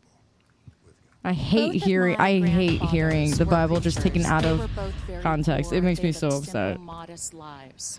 They were extremely offended. And it sucks because in this day and culture, like when people think of Christians, they're gonna start like thinking of things like that, and that's just it just. Like, we need real Christians to actually start being productive in society again, and. Literally 6 chapters apart, and he's quoting them in reverse. Yeah, no, for real. Like, we need the churches to stand up and actually start taking care of our communities, because a lot of the churches have stepped back. They have taken a step back from the culture, started putting a wall up again, like between them and the culture. And this is why when people go into churches, they feel like they're judged, because there's a lot of churches that start putting their walls up and trying to cut out the culture. Well, newsflash, the culture is not going anywhere. In fact, what did Jesus do, right? Jesus engaged the culture. Okay, he engaged the culture. He went into the culture and went to tell them to sin no more. They didn't mean that he indulged what they were doing. It doesn't mean that he told them, oh, you continue sinning, slay girl. Like, no, he engaged the culture, got close to them in love, but also told them sin no more. Like, we're not helping. Like, and this is what I want to do. Like, this is something that has been in my heart for a long time now. Like, the church itself is starting to become super irrelevant. It's just the bottom line. But the one thing that will never ever be irrelevant is Jesus Christ. And I feel that because this culture shift has been happening for the last, I want to say 10, 20-ish years now, maybe 10-ish years, with the culture shift, eventually God is going to pour out his spirit and definitely pour onto people who are going to stand in the gap and be different than what these churches and how they have failed us and have failed society, because there shouldn't be these homeless people on the street. There should not be people who are in need, right? Because this is what we were supposed to be doing. This is what we need to be doing. We're the ones who are supposed to be doing all these things, and people are so stuck on they're so stuck by themselves, because this is how society is, right? We're stuck in a society where all of us are living paycheck to paycheck. We can't worry about anybody else because we have too much to worry about. That's the reason why when you become a Christian, right? When we decide to follow Jesus Christ, like when we do that, we give up the things that we want so we can help others, so we can be there for others and start living a life that Jesus would want for us. And that includes us having to actually be giving, right? To actually be charitable, to not be someone like this who literally has mansions upon and other houses and just thousands and thousands and thousands of dollars of just dumb stuff, right? Like all these things that he has here on earth, he's gonna lose it. When you die, you're gonna lose all your wealth. So the one thing I could possibly, the thing is, I don't care how much money I get, because if I can't take it in heaven, then what's the point, right? If I can't take it in the afterlife, well, what's the point? I don't care. I don't care to get rich just for me to die alone. You know what I mean? But when you store things up, in heaven, those are things. And when you store things in heaven, you're doing things that are charitable, right? You're doing things that are generous. You're storing things up for something that can never be taken away from you. That will never be taken away from you. By men that made money like you do, preaching like you do. What would your response be to people that think that preachers shouldn't live this kind of a lifestyle? Folks like both my grandfathers. And I understand that. And I love them with all my heart. It's your grandfathers that we're standing on their shoulders. They held up and they stood for it. Glory to God. So creepy. But when you go back to the Bible, it's full of wealth. To whom much is given, much is expected. Signs and wonders. And it's full of goodness. And it's full of meanness. Oh my gosh. Like, look, the face expressions that he makes is just, like I am a firm believer, guys, and don't think that I'm here like oh, that's not very Christian of you to bully another Christian. First of all, it is our job to call out things that are wrong. Like I am firmly a believer of shining the spotlight on or not even the spotlight, I guess, to shine light onto things that are actually destructive, right? Like we need to be aware of the things that are actually happening and can't just shut our eyes to it and be like, oh well, okay, that's happening, cool. Like we need to be aware of the things that are going on so that others will not be falling into the same schemes, right? And the same stuff that this man here is just doing. Full of hell on earth. My brain is going blank right now. Again, getting back to Sir, thank you so much for your time What's your today. Lisa Guerrero. Lisa, God bless. Father, bless Lisa today. Thank you for her grandparents. Thank you for giving me the opportunity to know her and to her team. And I pray and I believe her peace will be successful. I'm at, how can you knowing what you're doing, how can you just fakely pray to God like that? It's just like this bro, I can't. Man. They made that airplane so cheap for me, I couldn't help but buy it. The way he says unseen things is so unsettling, like he knows from experience. It really is. It's just so... He's so creepy. I can't. Have you heard about the pastor that blamed the Lord for him doing a crypto rug scam for $1.3 million? No, I have not heard of that, and that's just insane. Like, every single person's gonna take account of what they did on Earth, and unless they take the free gift of salvation, like, there's no getting out of that judgment. There really is no getting out of that. So for him... He's gonna face a world of pain, and that it's just this.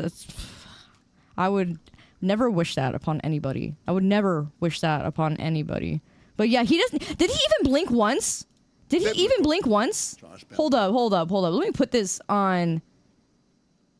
It does not look like he blinks at all. Hold on, let me put it on the. Oh, sorry. Hold on. Let me put that on 2-speed. Does he blink? Does he even blink?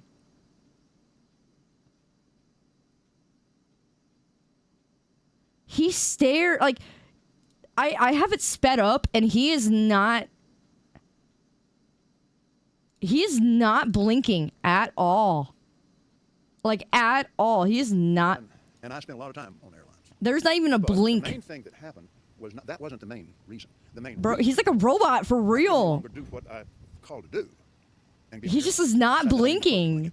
You have some blink! For a pastor, blink! Luxury. You've got great blink! Oh my gosh! If he were to blink, it would look more human, but he is not blinking! Blink! Can I add something to that? My wealth doesn't come from offerings alone. Like he doesn't blink! Gas on our property. Didn't know that, did you? Hi, Mike. Yeah, you do. Isn't that wonderful? Well, I guess. Wonderful for you. Back when, and I might add another thing too. Oh, there we go. He's blinking. There we go. He blinks. He finally blinks. Back when, he finally blinks. And I might add another thing too. Look, he blinked right there. We invest from. No, he's blinking now. I don't know the exact number. But when he starts staring into her, he does not blink. But it will run something in the neighborhood of 25 million in the poor. Can't do that and be broke. Like when he starts looking at her, he just stops blinking. So the final question is this: to those critics, do contacts make you so you don't have to blink? Maybe that could be a contacts thing. He's clearly wearing contacts. Do it's for people who wear contacts? Do you feel like you don't have to blink as much? No, you don't feel like that. You don't feel like you have to blink as much, or it's just so creepy. It's so creepy. Almost like he's trying to raise suspicion. Like I know it's like so creepy. And give you a chance to raise your income. Praise God. You misplaced a shout right there that you need to get used to this now. Like these poor people, all these people are just... Glory to God. Of course, all of our offerings will go toward the outreaches of Kenneth Copeland Ministries and especially Kenneth Copeland Ministries Canada and the territories under which the Canadian office is. And there was one time where supposedly he was like speaking in tongues, right? But it was like a demonic tongue, and he did that like right in front of everybody. Knowing it's coming. Yes. Knowing that there is a move of God beyond anything human eyes have ever seen. Knowing it's coming. Prophets have prophesied of it. People have prayed, seeing it in the spirit. Like these poor people. But I'm here to tell you tonight. They're victims. We are in the first rains of a major flood. It has already begun. Amen. Like, I had to speed up his stuff just for him to get to the point. Like, he just says a whole lot on nothing. There's a whole lot on nothing. Anyway, I guess enough of that. I just want... Why did I even get on that topic to begin with? What was that for? Why did I get on Kenneth? I don't remember what we were... Oh, yeah, we were talking about Dan, right? Yeah. But anyway, yeah, so... That's enough for that. Now, oh, great. Now I'm finding his stuff on my For You page. It's a big nothing burger for real. Just awful. The preacher equivalent of Coco Melon. That you've never heard that before. A preacher equivalent of Coco Melon. Oh man. Oh my goodness. I used to watch Skeeter Jean, by the way, and basically he would catch like people who kept trying to hit on underage girls. But I had to stop because it was making me so upset. It was making me so angry. Just especially, it started reminding me of experiences that I had that I just didn't want to think about anymore. So I actually stopped watching Skater Gene. And he does amazing stuff though. But I couldn't stand reading or hearing the conversations. It reminded me of a lot of things, and I'm like, man, I can't. All right, let's lighten the mood with Mulan. Let's lighten the mood here. I need the mood to be lightened. Here. We need some Mulan. We need some one of my favorite all-time favorite animated movies. Mulan is I would say is honestly one of my top 5 for sure. I don't know what I put it on the scale. I would say it's probably. I want to say it's probably my number. You didn't like Mulan? I loved Mulan. I would say it's probably my second or third. You saw those eyes? What are you talking about? The live action sucked. I hated it. I hated the live action. I was so upset about it. I feel like there was so much potential they could have done, and they just didn't. Yeah, I loved Mulan. It was great. You never watched it? You had no interest? Yeah, for me, I did like The Prince of Egypt too, but I didn't watch that until I was older. So, but yeah, I loved it. This was my favorite scene. Like one of my, there's something about the underdog, right? Like everyone loves the underdog trope, and I feel like this was the movie that got me into the underdog trope, especially for me being like a woman, you know, I was like, oh, that's so cool, woman in the army, you know, who's not supposed to be. Honor for the family. It was just so cool for me. I just loved it so much. But yeah, I just love the underdog type mentality. Like everyone loves an underdog, so that's pretty much what this movie is. Just with the woman. You love the hype in them. Yeah, I love the hype too. It was great, and I loved watching them like suck at first, and then they just become awesome. Like I don't know. I love that. I love that kind of stuff. So I love watching movies that have that kind of trope. It's one of my favorites. Yeah, the live action was really bad. I didn't like it at all. You say that one live action Mulan film? You love Mulan, Rise of the Warrior? You know what? Isn't that a book? They removed that from the remake? What? Sad that they removed this from the remake for sexism when that was the entire point. That was the entire point. Like, how are you gonna remake a movie?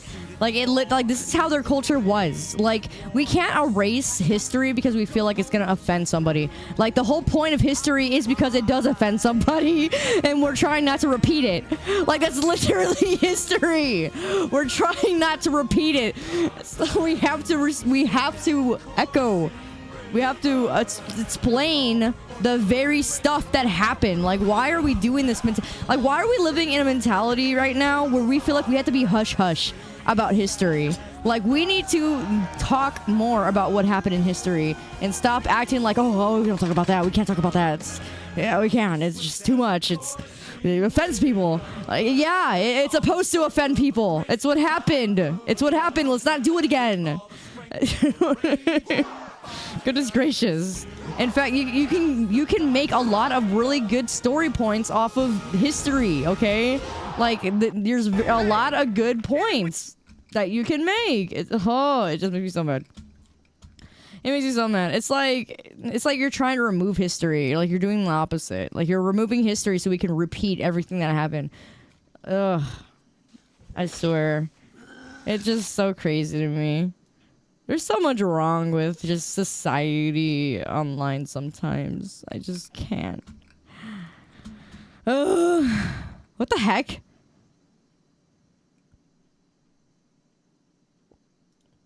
I'm curious. What is this?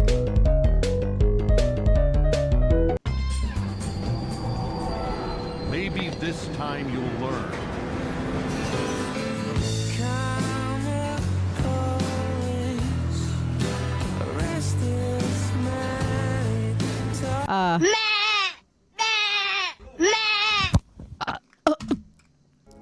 What?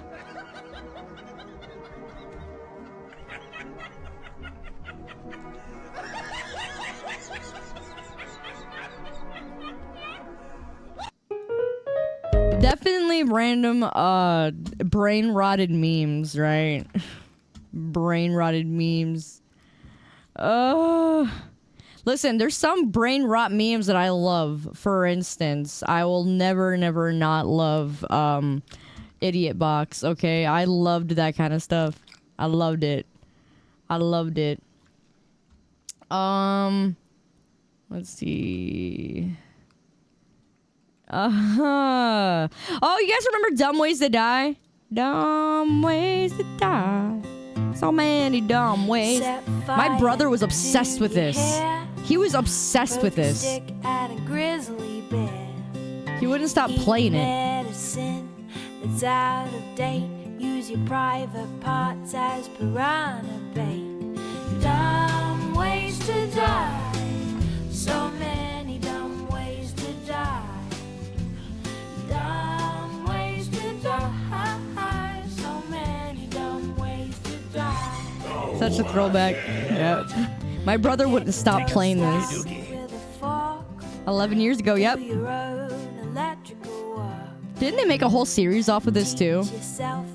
How did that even do? Eat a 2-week-old unrefrigerated pie.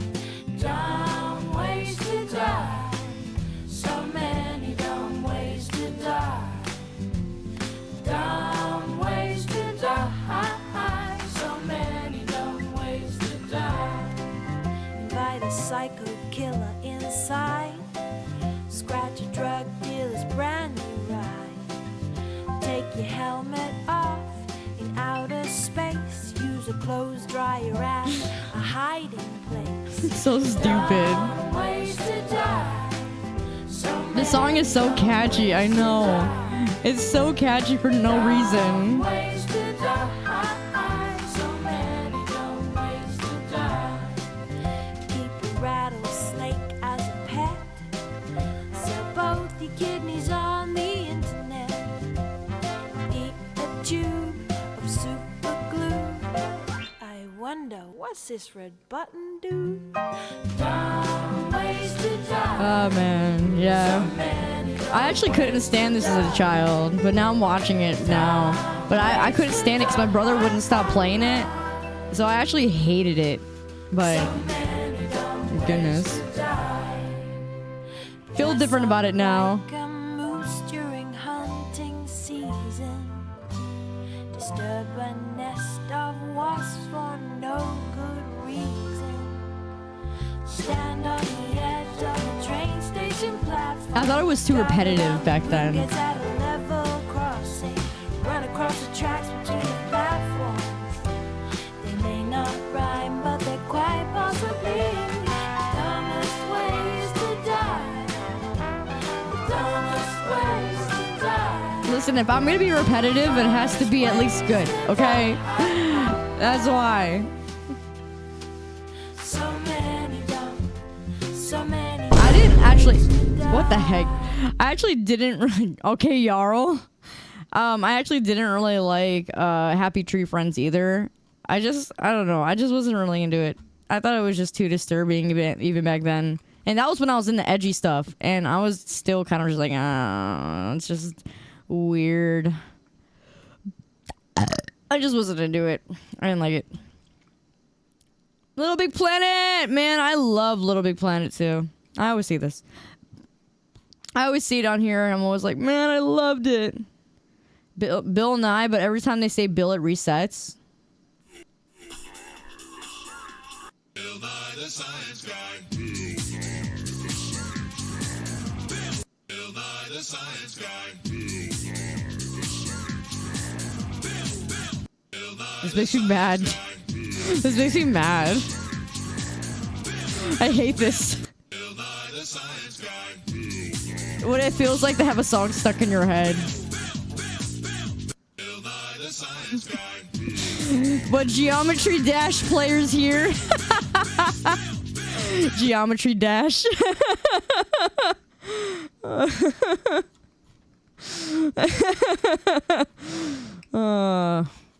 Man, YouTube poops in a nutshell. Yeah. Oh yeah, I posted the third playthrough of Poppy's Playtime, by the way. Whatever. I still have another one I have to post. I just haven't gotten around to it. I gotta make this thumbnail. What the heck? You're so Portuguese. What is this? Portuguese. Portuguese. Portuguese. Wait. You're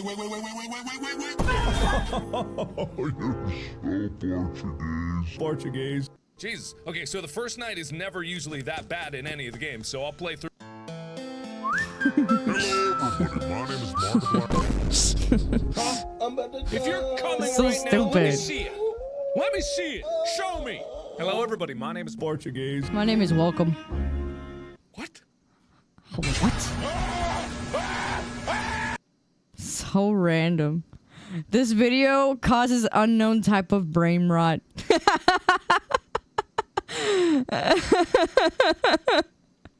So Portuguese. The Brazilian. I did just realize the Brazilian flag. He had the wrong one.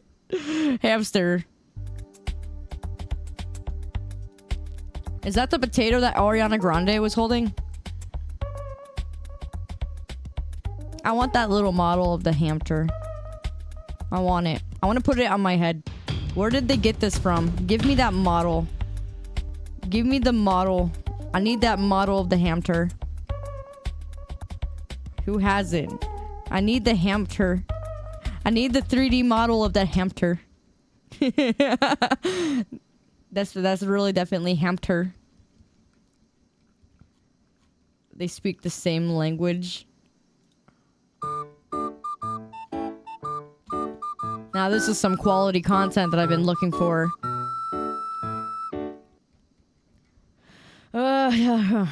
What is that? What the heck is that? I get the most randomest crap on my For You page.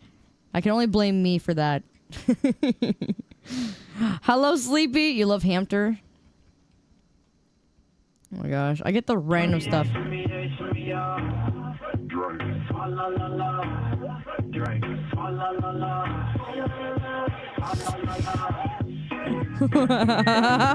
You know what? For every single time you guys gift sub me, I'm gonna make that. For every gift sub, I'm gonna make this one of the stupidest things. You're gonna see this. That one in the back really disturbs me. I'm sure that will stop him. Stop it, pasta! You know, it will definitely stop pasta. What is my page? Don't worry about it. It's nothing but meme and weird stuff. Michael Jackson Peaches AI cover. I have to hear this. Can't stop the train. Oh my goodness. Yes, I can. I have to hear this. Let's see how that sounds. Property of motif. Please, yes. Peach, so cool. And with my star, we're gonna rule.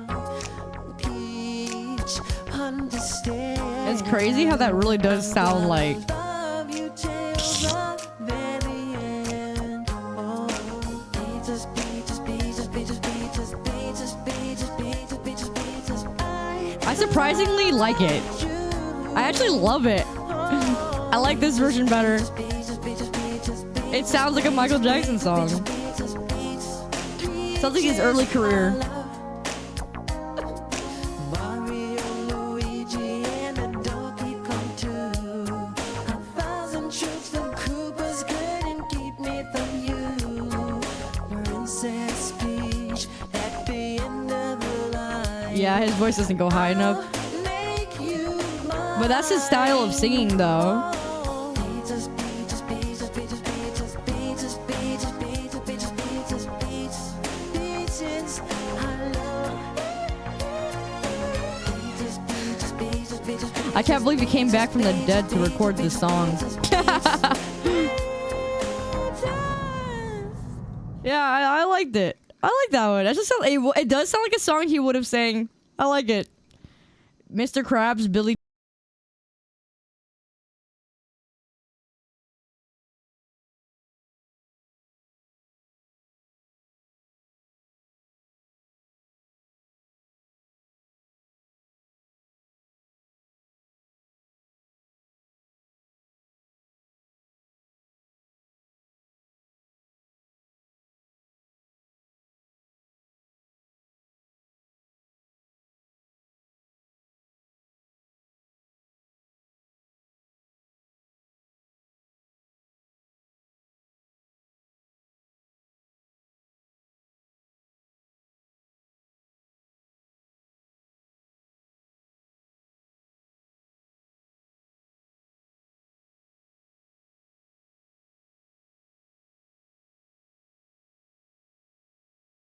Oh, let's see this one. Oh gosh. I'm just skipping. Gosh. Like when you said you felt so happy you could die. They spent so much time on these. But felt so lonely in your company. Because they have to edit it too. I think. Because they have to like make it sound relatable, or I guess as good as they can.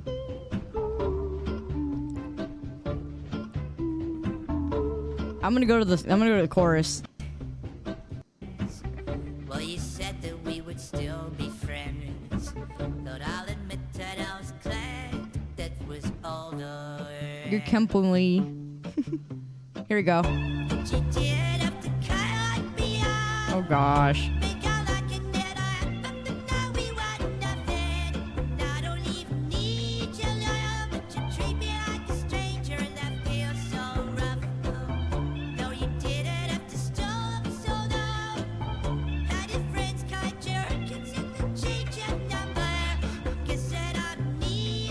Goodness gracious.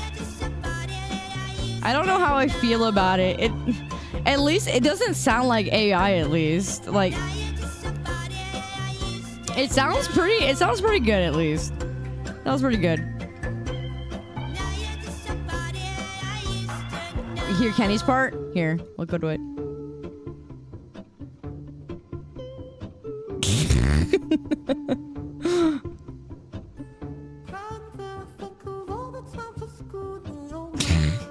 Oh my gosh.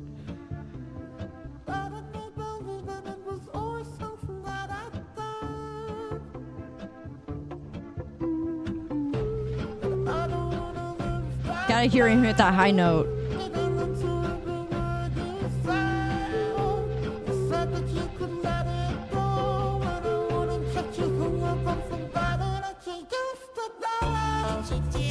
the cutoff. It couldn't even get that high, so it cut off. Hello, Cups. Welcome to the Meme Champs. How you doing? Low quality, sad SpongeBob music.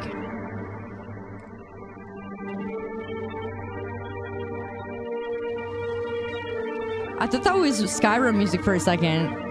Or Oblivion. It sounded like, oh, didn't it in the beginning like the... It sounded like Oblivion or Skyrim. With it being so low quality. Like right here.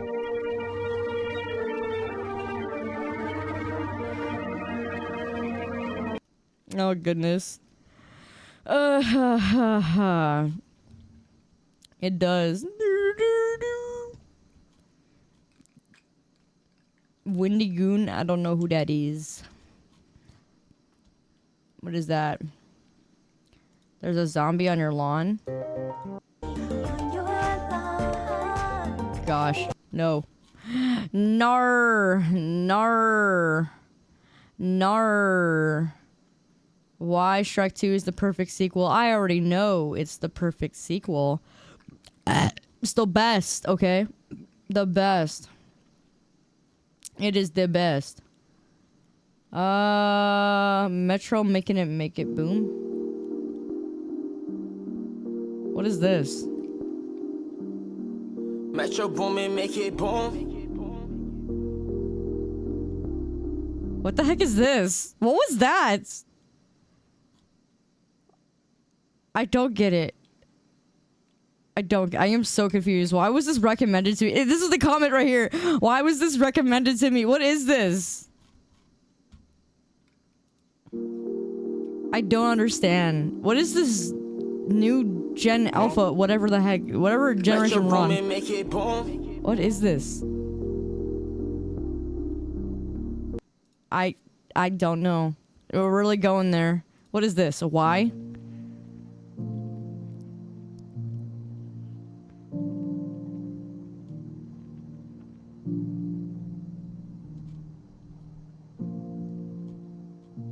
This is... I don't like the feeling this is giving me. What the heck was that? Scourge hits the gritty. Scrooge. Oops. The gritty man. Yeah. Okay. Here you go. Very good. Oh my gosh. What is this? I accidentally... Is there any world in which we could make it a little less cold in here? I don't care. I realized I didn't care. SpongeBob closing theme playing in an empty mall. So I actually saw people made comments and said that this song scared them as a kid. But then I digged back deep and remembered that this song actually scared me too for some reason. Like in the middle of the night, this song would scare me. Because after I was finished with the DVD, this would come on last, but it just sounded creepy. And so I was like, why would people think it's creepy? But then I realized, wait a second. I remember I was actually kind of freaked out too, because I would always end up skipping it. I would try my very best to not hear the song. I don't remember why, but I kept trying to skip it because I'm like, I don't want to hear the song. And like I would rush to do it. So I actually shared that experience, and I'm not just saying that because I'm like, oh, I think I had it. No, I actually did. I used to get freaked out. And I also was scared of the mad cow disease. Lupin, Rendog, Sniffa. I was scared of the mad cow disease song too, and I don't know why.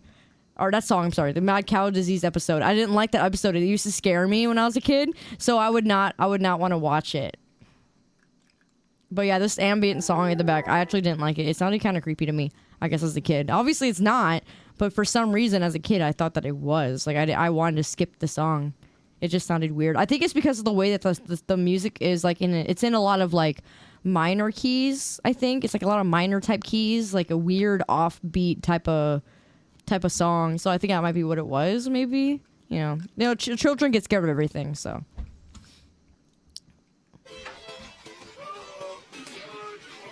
The mad cow disease episode, yeah.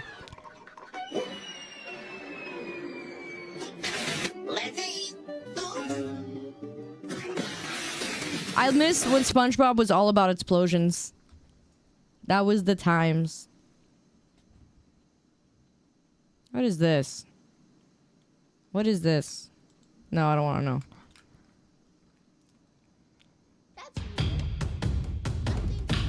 Hi, Days. Welcome to the Meme Champs. That was this little box. What's inside? So stupid. Boyfriend crashes car and freaking dies. ASMR. What? I'm curious. or you. We're gonna get married. Oh no. Oh no!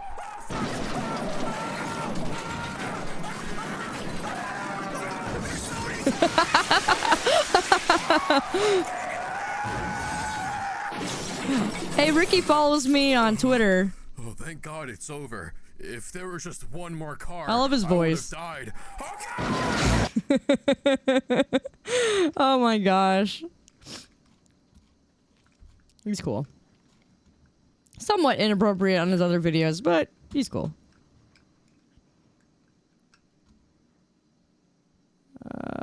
Let's see. Evil SpongeBob balloon? Oh, the music scares me more than the balloon.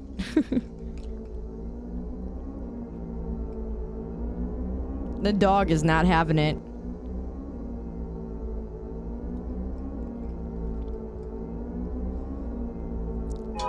It's so creepy the way it turns around in the dark hallway.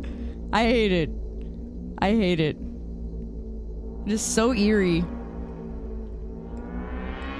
Did you all see the video? Did you all see the video? It was did I watch it with you guys? I don't know if I watched it with you guys. Did you guys see when there was a balloon and it kept following the guy in the middle of the hallway? Like the balloon kept following the guy in the hallway and it wasn't from a draft or anything. Did I watch that with you guys or did I watch that on my own time? No? It was like balloon. Like balloon. Hold on.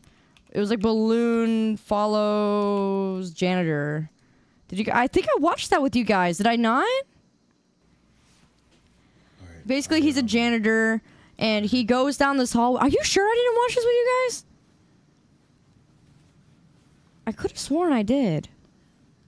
Basically, there's this balloon that every night that he goes to clean the school as a custodian at night, You guys know this school is there's a balloon that would just start coming out and following him. And I think he actually quit his job too because of it, because he just didn't want to. worked here have tried to tell everyone that, you know, every night something happens, some spooky shit. I don't know, paranormal or whatever you want to call it, but yeah, I didn't really believe him until tonight. Hello, anime. Welcome to the meme champs. That one. So basically, he's like talking about weird things that happen. What's been freaking me out is this one right here. So none of the windows are open. Classroom or what I decide to do, it just follows me. And do your thing, you stupid balloon. But watch. It's on camera now, so let's just see. And like it starts slowly moving. Right there.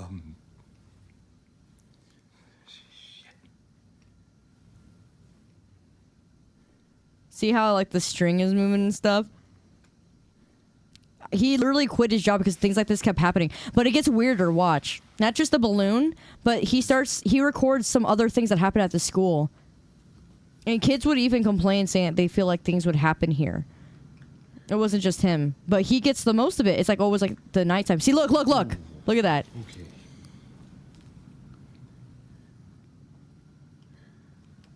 It just starts following him down the hallway. The way that it moves, you can't just fake that. There's no way, like, there's no way to just fake that. Like, this is a straight up phone camera. This is a camera from his phone. And even if it was staged, what would be the point of it? You know, there's no reason for that. Just to freak himself out. It just follows me no matter what. It's not his draft. It just starts following him. It's just so creepy. But look in the back here. So look, this is what freaks me out. There's something in the back here. There's something in the back here. I thought I watched this with you guys. I'm really surprised I didn't. There's like a shadow that immediately runs across. Just goes across the projector. It just follows me no matter what. It isn't in this video, but there was another video he took, and he was just doing some work, and then he started. There it is. Actually, it was this video. Look. You see that? You see that? It was too fast for it to be a person, and you would hear it with the way these floors are and how quiet it was. Like, yeah. So he saw it too, and he freaked out. But yeah, so like I thought I watched it with you guys. I remember I was watching some videos with friends. I think I must have watched it with them then. But yeah, so he basically was making some videos. I'm pretty sure he ended up quitting that job because it was just too much for him. But you would rock that balloon. Just pop it. But yeah, it's creepy. It's just creepy. If a balloon started following me, man, you better believe I start pulling out the Bible and start reading some scriptures. I'm like, in the name of Jesus, I rebuke this spirit. Rebuke it. I'm like, go back to hell where you belong. Like, I was straight up start becoming like 90s gospel. Like, you should watch the cave diving videos. Oh my gosh. Come on, Kaito. Oh man. But yeah, like people will be so skeptical of these things, right? But when you've actually experienced these things for yourselves and there is no explanation, you know that it's real. Like, I've had experiences with this type of crap. I have. And no, it's not fun. It's just not fun. Just unexplained things that happen. And yeah, there is the few that will try and like be like, oh, well, a ghost or whatever, just to get some fame. But there's the things that are just unexplainable that happen. And it's creepy. It's just creepy. Yeah, that's why I would never work a job where I have to be up during the witching hour, okay? I'm not going to be up at 3 a.m. at a job. That's going to freak me. Imagine working a cemetery job at 3 a.m. It doesn't matter. I don't care how macho you think you are. Like, you're working this job and 3 a.m. something happens in the middle of the night or you hear something in your job, you know you're going to be running. You know you will. You know you are. Like, you don't even. Gosh. I'm working at no cemetery. Circle K. Yeah, I couldn't even work. I wouldn't even want to work any type of gas what's it called? Gas station jobs, like the night shift type stuff. I could not. I'd be too freaked out with the random crackheads come rolling in and just people coming in at the wee hours at the night. And you just don't know. Especially if you're in a shady area. I would never. And if you're a woman, that's just even worse. Taking out the trash at night. Ow, I burned my hand at night. You live by a cemetery? Oh man, people are dying to get in there.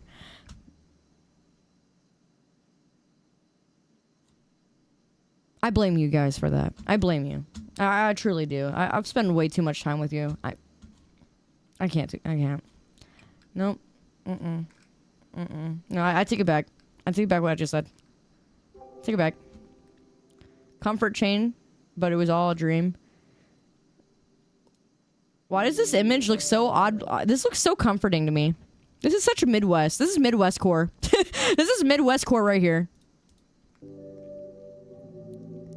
Straight up Midwest core. But this is so comforting to see for some reason. So green, so lush, so blue, so homely, so safe. It's giving Nuketown vibes. Oh. I love dead. No, I don't. No, I don't. And don't you ever say I did. Wait, I gotta put my finger in your face. Hold on. What the heck? What the frick? Work. Okay, well, my tracking isn't working. That's great. Oh, yeah. Don't you ever say I did. There we go. You falling into the back rooms? Yeah. Why is everything some sort of core now? Because that's the best way that they can, I guess, explain it. I don't know. I don't know what this new generation thinks. They just, like, I guess it's like, oh, well, it's the best way to... I mean, no, what do you mean what's up with this core stuff? We've had core things since Nightcore. Have you ever heard of Nightcore? Like, Nightcore has been a thing for a long time. Like, there's always been a core to the end of something. Like, that's actually that's not new at all. That's been a thing since our generation. Like, that's always been a thing. They just started making more different type of niche genres, and that's why they add core to it. The fog is coming? What is this?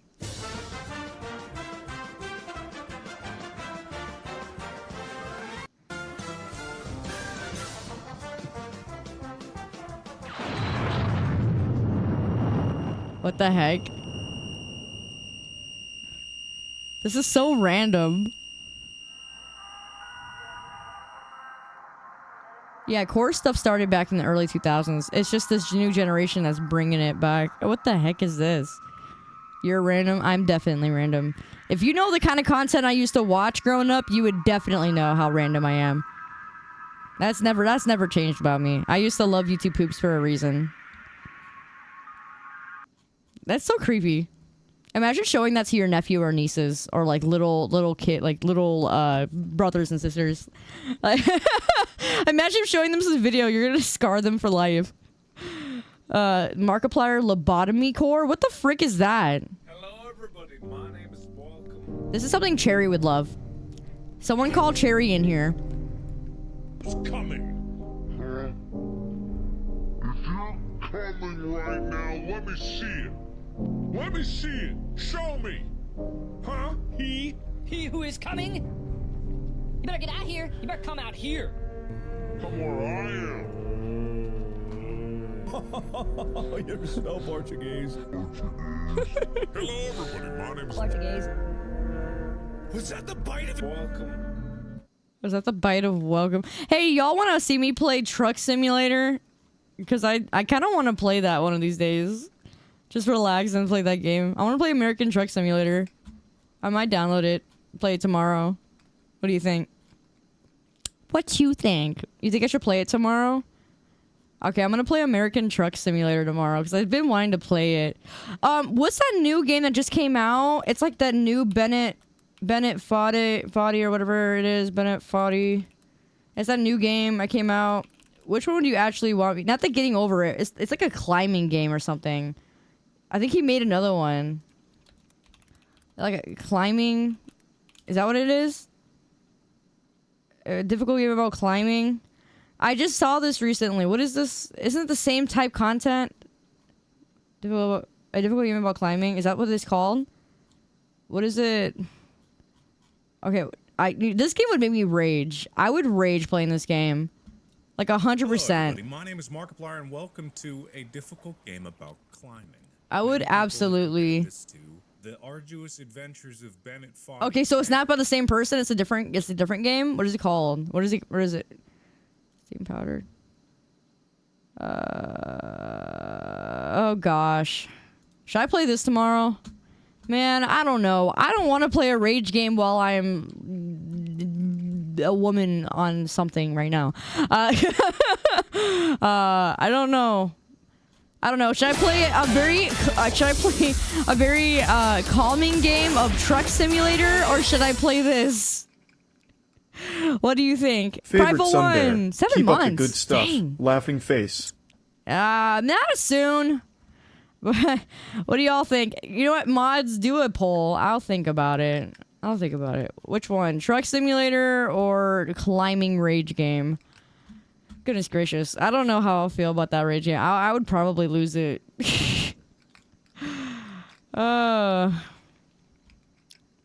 Let's see. Helldivers 2? I haven't played it yet. I hate playing games where I have to figure it out in front of everybody, because as I'm trying to figure it out and do a million different things, it makes it 10 times harder, but I also don't want to play it on my own time. It's like a weird middle point. I have to be really convinced sometimes. Last of Us? I'm playing that on Thursday. I'm gonna finish The Last of Us, don't worry. I know I play games and just never finish it, but I will finish The Last of Us. I genuinely enjoy playing it. It's been a while since I've actually enjoyed playing a game, and that's one of those games that I actually enjoy playing right now. So, that's probably what I'll do. But yeah. How quick was that vote? Is that vote like 30 seconds or something? Should leave it longer. But okay, I get the idea. I'll probably do truck drive vroom vroom tomorrow then. But I'm probably going to play that eventually sometime though. Happy Wheels. I remember Happy Wheels. Wait, a movie. What the heck is that? Oh, is it just Jacksepticeye playing Happy Wheels for 22 hours? What? Why? How is this just him playing this for 22 hours? How? Why? Why would you do that to yourself? Helldivers 2 can become quite the adrenaline rush. While you're shooting a horde in front of you, a horde can show up behind you. He was definitely not one of my, I never watched him. It was some people's thing. Exotic Rebel, what the heck? It was some people's thing. But I would watch PewDiePie and Markiplier. I did not watch Jacksepticeye. I just couldn't get into... I don't know what it was about it. I just couldn't. Not my type of content, I guess. What is this? What is that? Welcome to the Meme Champs, Rat. Welcome in. Yeah, I was big on PewDiePie back in the day, but there was one video that I ended up watching, and I lost respect for him. I'm trying to remember what video it was. It was not the bridge scene. It was another scene that made me just like lose respect for PewDiePie, and I stopped watching him, and then I moved on to Markiplier instead. And I think it was like 2016, I want to say, when I actually just dropped PewDiePie. He was playing a game about cancer. It was a beautiful game. It was a game that was about this experience of a woman, or a father who had a child with cancer, and it was a beautiful game. And I remember he was playing it, and the amount of disrespect that I felt as he was playing that game, the terrible things he would say, and eventually it just that game. It led me to just be like, I couldn't respect him anymore. Just the things that he was saying, just the way that he treated the cancer, like it was like, oh, like no big deal, like, oh, well, that sucks. Like the attitude that he had about such a beautiful game. I'm trying to remember what it was. Yeah. What was it? I think it was what was it? I don't even know if I'll be able to find it. He was doing a let's play of a game, and it was like a beautiful game. I remember it was like super white, like there was a lot of white backgrounds. Was it? I think it was this, wasn't it? That dragon cancer. Oh, yep, this was it. Yeah, this was it. This is the video 8 years ago that he did it. And he felt very disingenuous, like the way he was playing it. I just felt like he didn't actually, I don't know. I just kept getting a lot of I got frustrated. I remember getting frustrated. I don't remember exactly what parts got me frustrated, but I remember just being really frustrated as he was playing it. I felt like he was just he didn't really care. I saw like right through it. And there was one point too where the guy was just like begging God or something. And he was like begging God basically for him to not take his child. And it was like a really emotional moment. And then PewDiePie was like, well, God doesn't exist. And I'm like, oh, okay. Like, okay. But like, he was just really disrespectful in this game, I feel. And I think this is the part where I stopped watching him. Lane, welcome to the Meme Champs.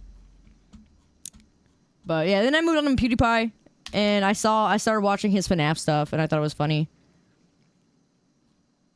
Yeah, he'd probably be different about it now, but back then, that's when I stopped watching him, so I never watched him again.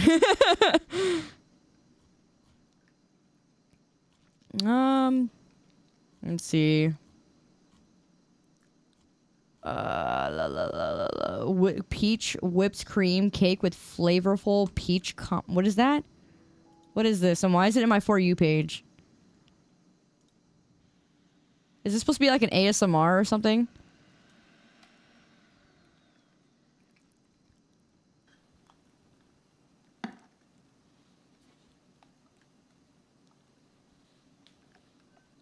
What is this?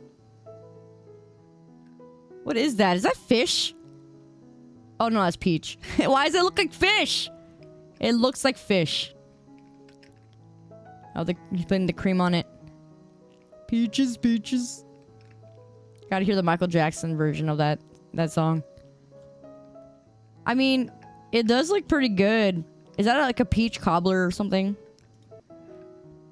It looks very peachy. It looks very pink. That's a very healthy looking peach. What else do you add to it? It looks good. Oh, that looks so nice. It looks like a pot of pot of clay, a clay pot. You want to eat a peach? It looks good. I mean, it mostly looks good because of like the symmetry and like the perfect slab. It looks like a good slab. Strawberry cheesecake? I just love the way that looks. I used to love watching pottery videos. It just looks good. I want to see the end. Oh, look, there's Jello now. He's putting he's putting Jello on it now. It's cute. I love it. It's cute. What does it look like in the inside? I want to see. I wouldn't even want to eat it. It looks too perfect. Too much peach. Oh, it's cute. That looks yummy, though. Actually, does. I mean, I'm not big. I don't like peach cobbler or anything like that. I don't like that kind of stuff. But this looks good. It looks pretty good. It's different. Fulfilling cakes. Yeah, it looks good. He taught me the recipe. I could make it myself if I wanted to. Oh, there's champagne in it. The devil's juice. What is this? Shark. Shark. I'd be the type to throw it. Of course you would, Secrets. Of course. Shark. We do have his description. Can we take that? Let's take his description. Why y'all be doing that? I love it. This stuff makes me happy.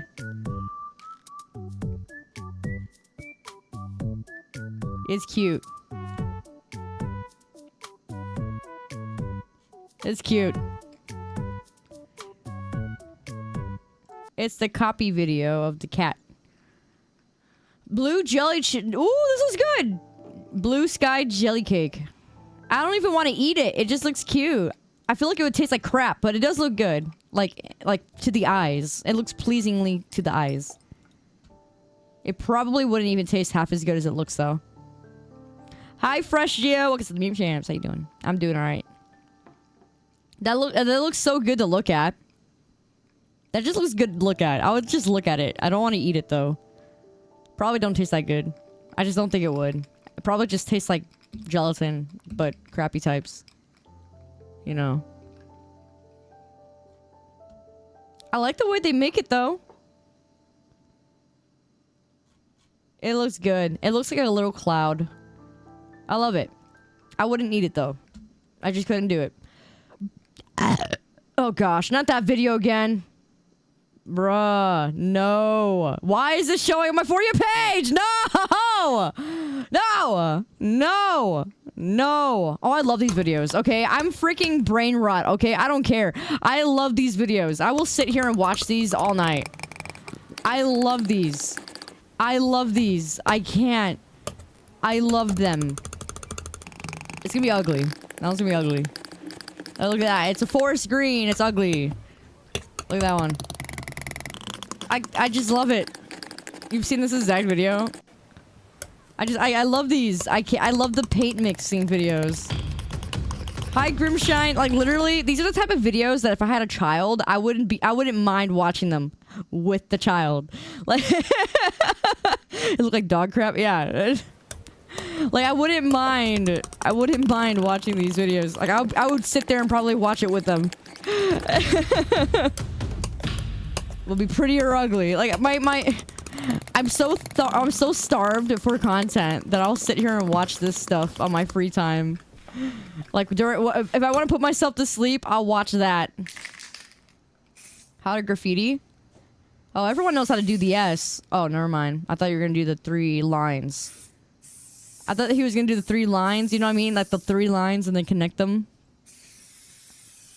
I've never learned to do graffiti. I feel like I would suck at it. Like, I always wonder how everyone who does graffiti does it so well. Like, how do they just do it so good? Like, all these people could probably be artists, but no. They decide that instead they're just gonna vandalize.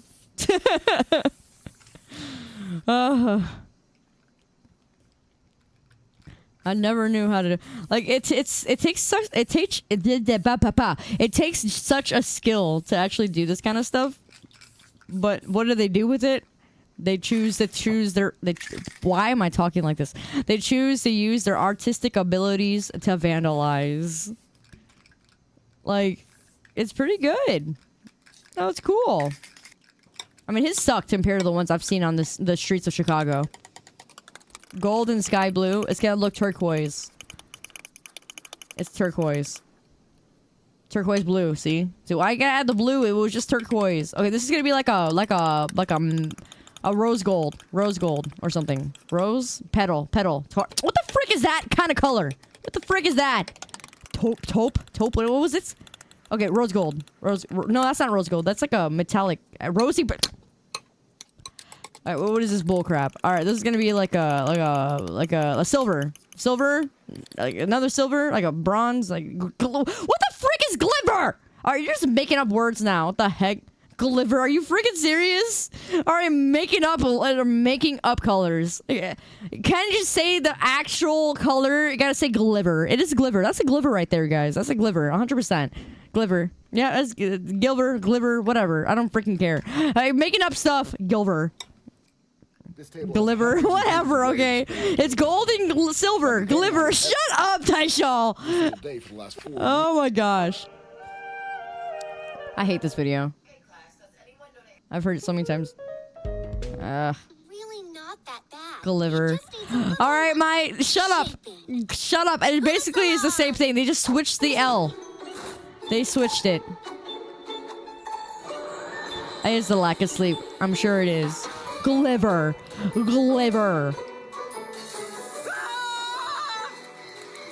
What are we drawing here? You look like Gliver. Your mom looks like Gliver. How about that? What am I watching? What is this? What is it? I'm losing my patience. What is it? What are we watching to be drawn? Here it is. What? Don't waste my time. What the frick is even that? Why did you waste a whole 45 seconds of my time for that? What is that? Oh. How did that turn to that? I love it. 1.1 million, guys. 1.1 million. 1.1 million. What is this? What are we doing here? What are we making? Green. Everybody's a critic. Yeah, I am. Dang, are you getting upset? Of course. Black. Oh, no, it's blue. Purple. Shut up! I'm certainly getting tired.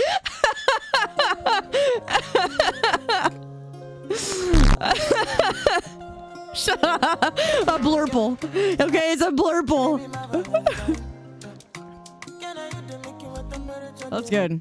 Your sound is a video call with shitty Wi-Fi. Gliver, whatever.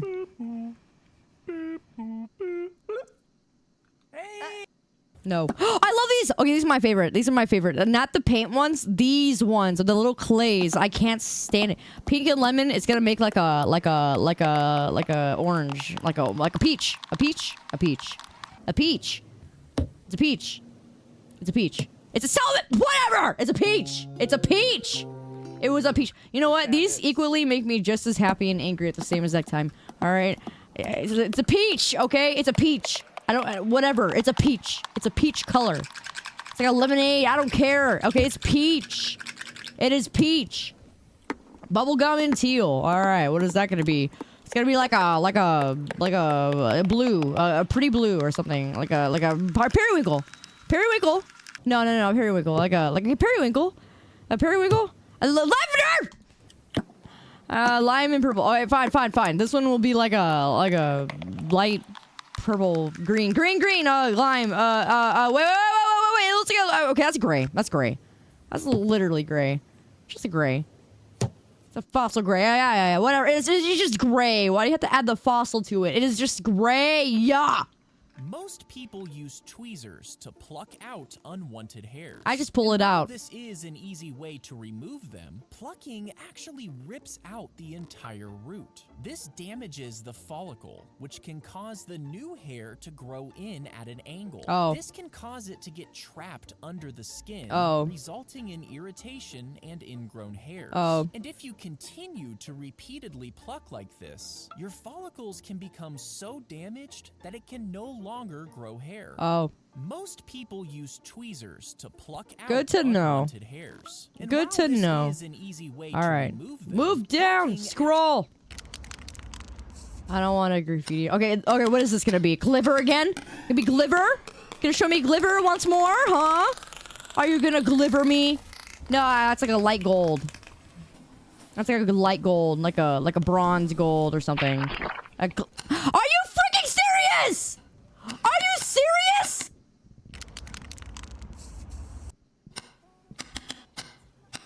I just got Glivered twice. I just got Glivered twice.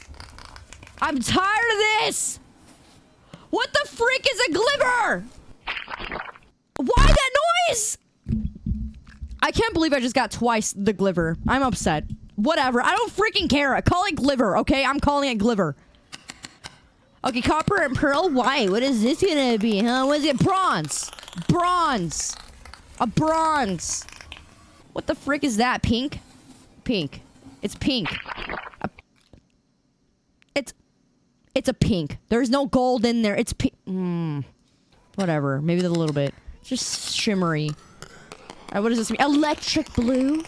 Electric blue. Oh, sky blue. Baby blue. Electric sky baby blue. Electric sky baby blue. Pastel emerald. Oh. If only I could just know my colors. Oh, what is this gonna be? Neon yellow and bronze? Oh, what are we gonna get now, huh? What, like a yawns? A yawns? That's literally throw up. That is vomit. That is nasty vomit. Okay, that's just puke. That is puke. Oh, look, guys, it's Gliver. It's mustard yellow. Mustard yellow. Mustard. Metallic diarrhea. Gilver.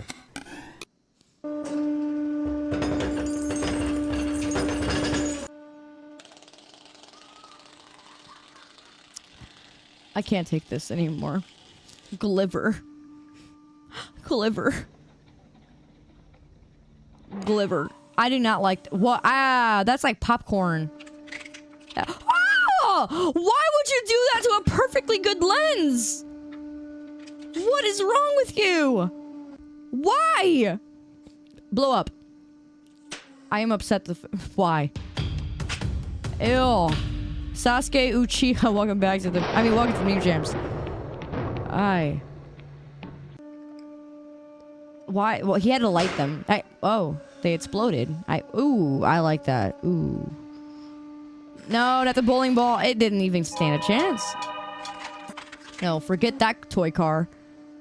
No, we don't need nothing like that. We need to crush everything. I'm gonna crush your dreams next. What else do we need? What else should we put to the test? What the heck is that? See you later, boy. I'll be out late. What the heck? Hey, I'm so sorry. I totally forgot. I double booked tonight. Is it cool if we rain check? My plans got canceled. Let's not go out and celebrate. Honestly, I get that. When people cancel plans on me and I feel like I don't want to do anything right now, I just can't help but love that person even more because we're like in sync of the fact that you know that they were just making up an excuse to not want to hang out, but like they also like kind of didn't want to hang out either. So like it's just perfect. It's perfect. It is me. Okay, it is me. I do like to just cancel plans sometimes, but I try not to. I try not to.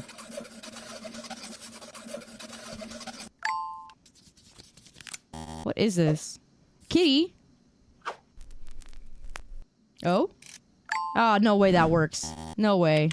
That did not work. I don't believe it. That's Cap. What is he doing? Tape? No way. No way, it would slide off. What's he doing here? Okay, yeah, that could work. Okay, no, okay. Well, what'd you do here? I hate that. I hate that that works. I hate it. It makes my brain go nuts. Having a girlfriend. Oh gosh, my videos are showing up. No, not on my For You page. No. If you shave your eyebrow, some people think that they'll never grow back. Now, this isn't entirely accurate. Your eyebrows probably will grow back, but there is a little bit of truth to this myth. You see, a lot of people pluck or wax their brows. I'm not going back. No. Damage the hair. I get embarrassed, okay? Right, we have I get embarrassed. What is that? What is this? What the heck? What kind of brain rot content am I watching today? My hair is Gilbert. Shut up! I hate that. The fact that that's not even an actual color. Gilbert. It's not even a real color. Is that's what's just? It's a character. The fact that it's not even real, like, it doesn't even make any sense.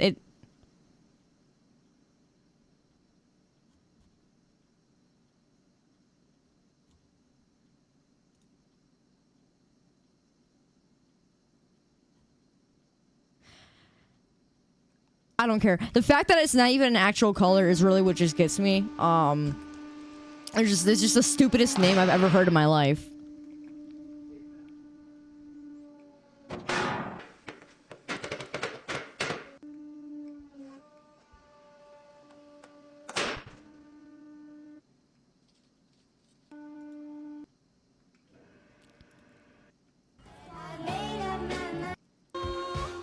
What the frick? Why would you do that? I don't need a reminder.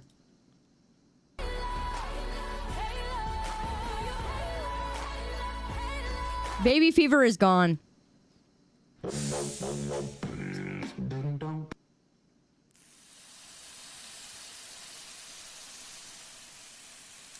Wow.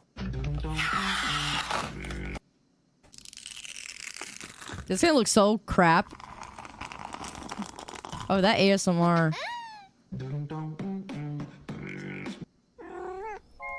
That does not happen. That does not happen.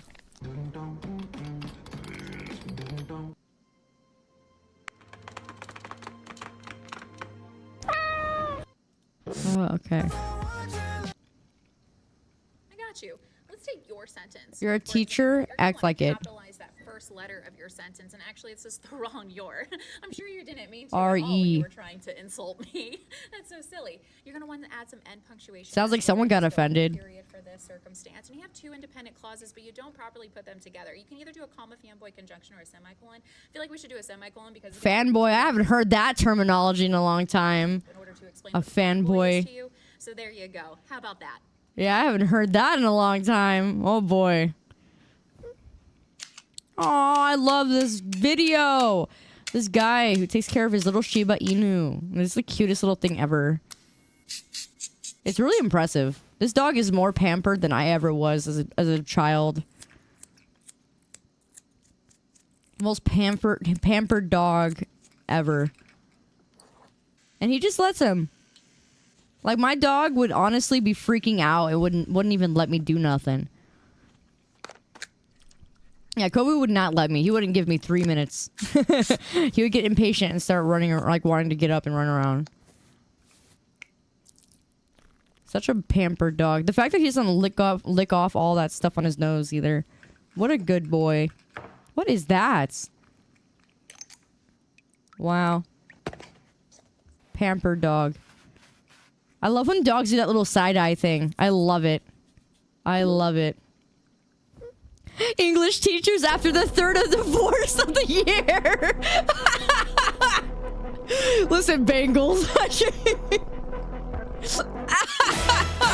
But why is it true?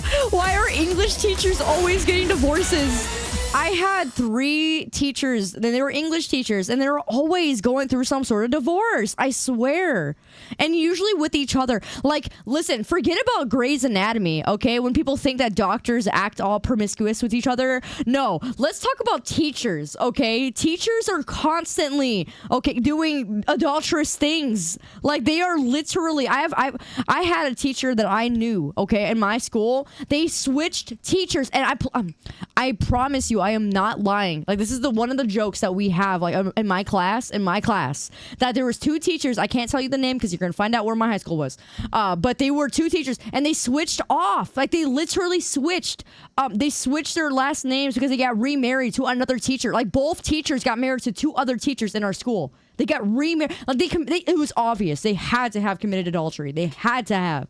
And then they switched. Husband and wives. Like, they literally switched. I wish I could show you. Ben, shut the frick up, really? Yeah, no, they switched wives, and it's still the craziest thing. I really wish I could just tell you the names. I really do. It honestly, it still boggles my mind that even happened. Like, how can you do that and save face? Like, switching, like, how did the professors even, not the professors, but the school, how did they even allow that? Like, wouldn't that be against school rule or school board rules? But anyway, yeah, that literally happened. It happened. And they got married to 2 other teachers. And the kicker was that they were like the opposite of the, I wish I could tell you the names. Okay, let's just say that let me see if I can get this. They were like sweet. Yeah. Let me just get this. Okay. So like Mr. Mr. Swan. All right. Mr. Swan. Crap. Was that his last name? It wasn't his last name. That's too close. Whatever. Okay, fine. Whatever. You're not going to know what teacher I'm talking about if you just Google Mr. Swan. Okay. Mr. Swan and Mrs. Swan, right? Mrs. Swan, they're together. They're like, one's an English teacher, one's a math teacher. I'm just telling you. I don't want you to look it up. So one's an English teacher, one's a math teacher. And then here was another couple. Mr. Let's see. Let me make up another one. Mr. Johnson. I guess. Mr. Johnson and Mrs. Johnson. Okay. So not only did they both get divorces, right? Well, they literally turn this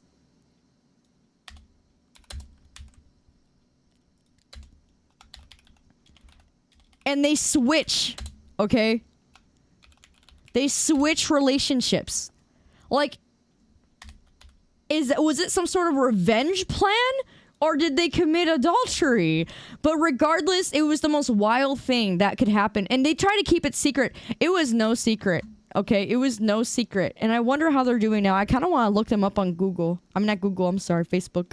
But I guarantee you their Facebook is going to be most likely cut off. Let me see. Hold on. Let me find it.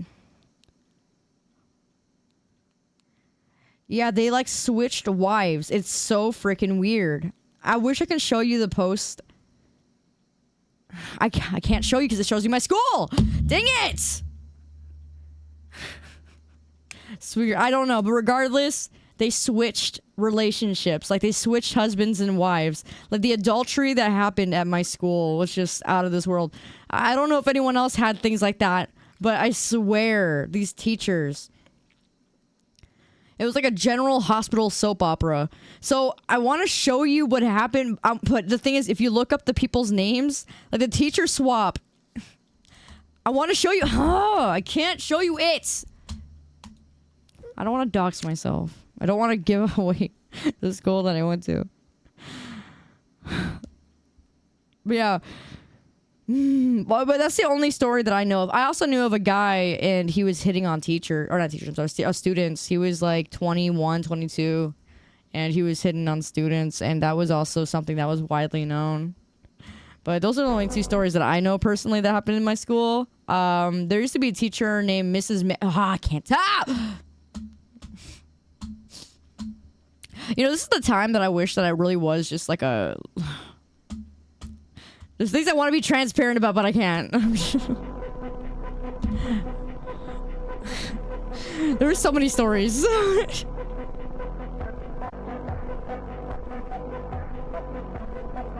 It's just one of those stories that are so outlandish that it's like, I don't want you to think I'm lying about it. It really truly happened. And it's like, how can I tell you without doxing myself? I want to spill all the tea that happened to my school, but I'm afraid someone's gonna like dox me because of it. What was that noise?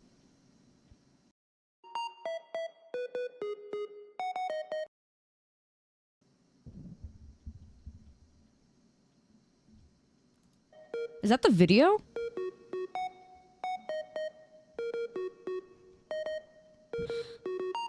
Oh, that's the video. Okay, I kept hearing like a drone, like in the background. I thought it was weird. But yeah, the divorced teacher stuff, man. It's like General Hospital type soap operas. Oh, perfect. As you can see, the fumes make them fall into the gasoline, and because the surface tension is much lower than water, they I hate these videos. Yeah, it was the video. I like the kitty that tries it. I almost did slip up though, twice. Oh my gosh. No. Close your left eye and stare at the X with your right eye. Okay. Don't look away. Move your phone Oh, closer, wrong eye. maybe further away, until my head appears to vanish. You have just found your blind spot. The Oh. place on your retina where nerves pass through on their way to the brain. You can't see anything. Ah. The blind spots don't create big, obvious dark misty regions in our vision. Why does he do this? I Brains fill swear. them in after the fact with whatever color or pattern it thinks should be there. It doesn't matter what eye it makes is. its phantasm really freaky, though, is that we believe in it more than we believe in what's actually in front of us. When people are shown something like this, and their blind spot is right here, the brain fills it in, so this is what they see. If then asked which circle contains just parallel lines, the brain does not push us to trust what's actually out there. Most people choose the parallel lines their brains have created with a guess over the ones that are fully available to them. Seeing is believing, but sometimes just making stuff up is super believing. Close your left eye. Why does he do this? He's so out there sometimes. Ever wonder what it feels like to be shot? Okay, so rewind a second. Hey, that blue guy. Yeah, it's my eye tracker. Blue sodium. Wait, before you.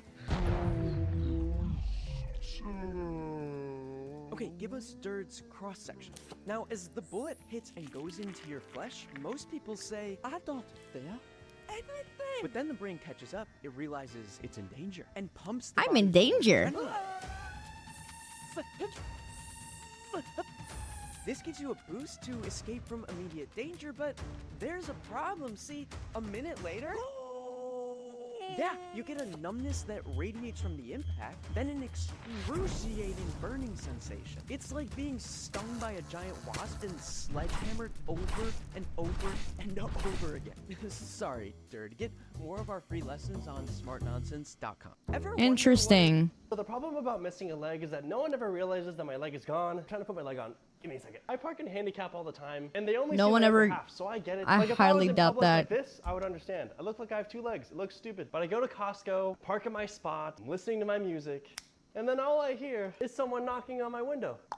I roll my window down. I already know what this person's gonna say. It happens almost every other week, and she goes, "Sir, you're not supposed to park there. It's for disabled people." I'm like, dude, I know. I open the door, I show my prosthetic leg, and they say one of two things. Number one, they say, "I'm so sorry, I didn't know," and I'm like, "It's totally fine, not a big deal." And then the other time, they always say, "You're not disabled enough."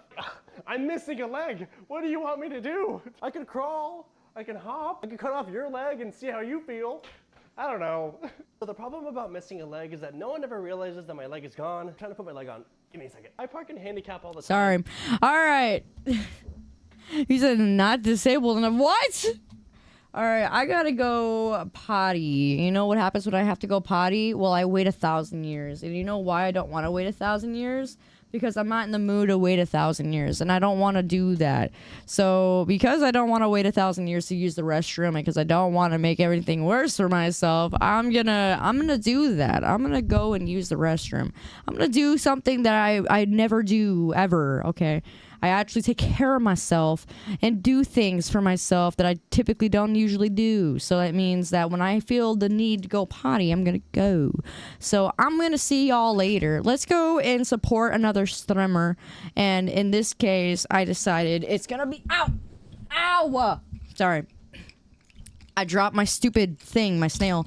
I'm gonna raid and we're gonna have a lot of fun. Okay, so let's go and support. Okay, let's go support Gliver. Shut up! I don't want to hear Gliver ever again. All right, I don't care. It's not real. It's not a real color. It's not a real color.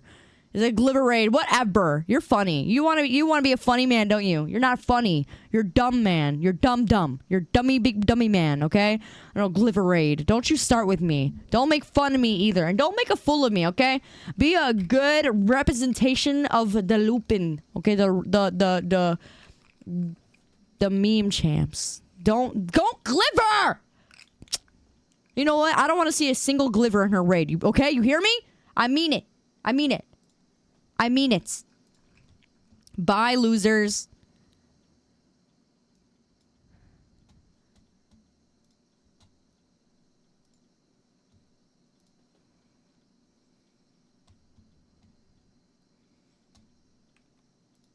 I can't stand you.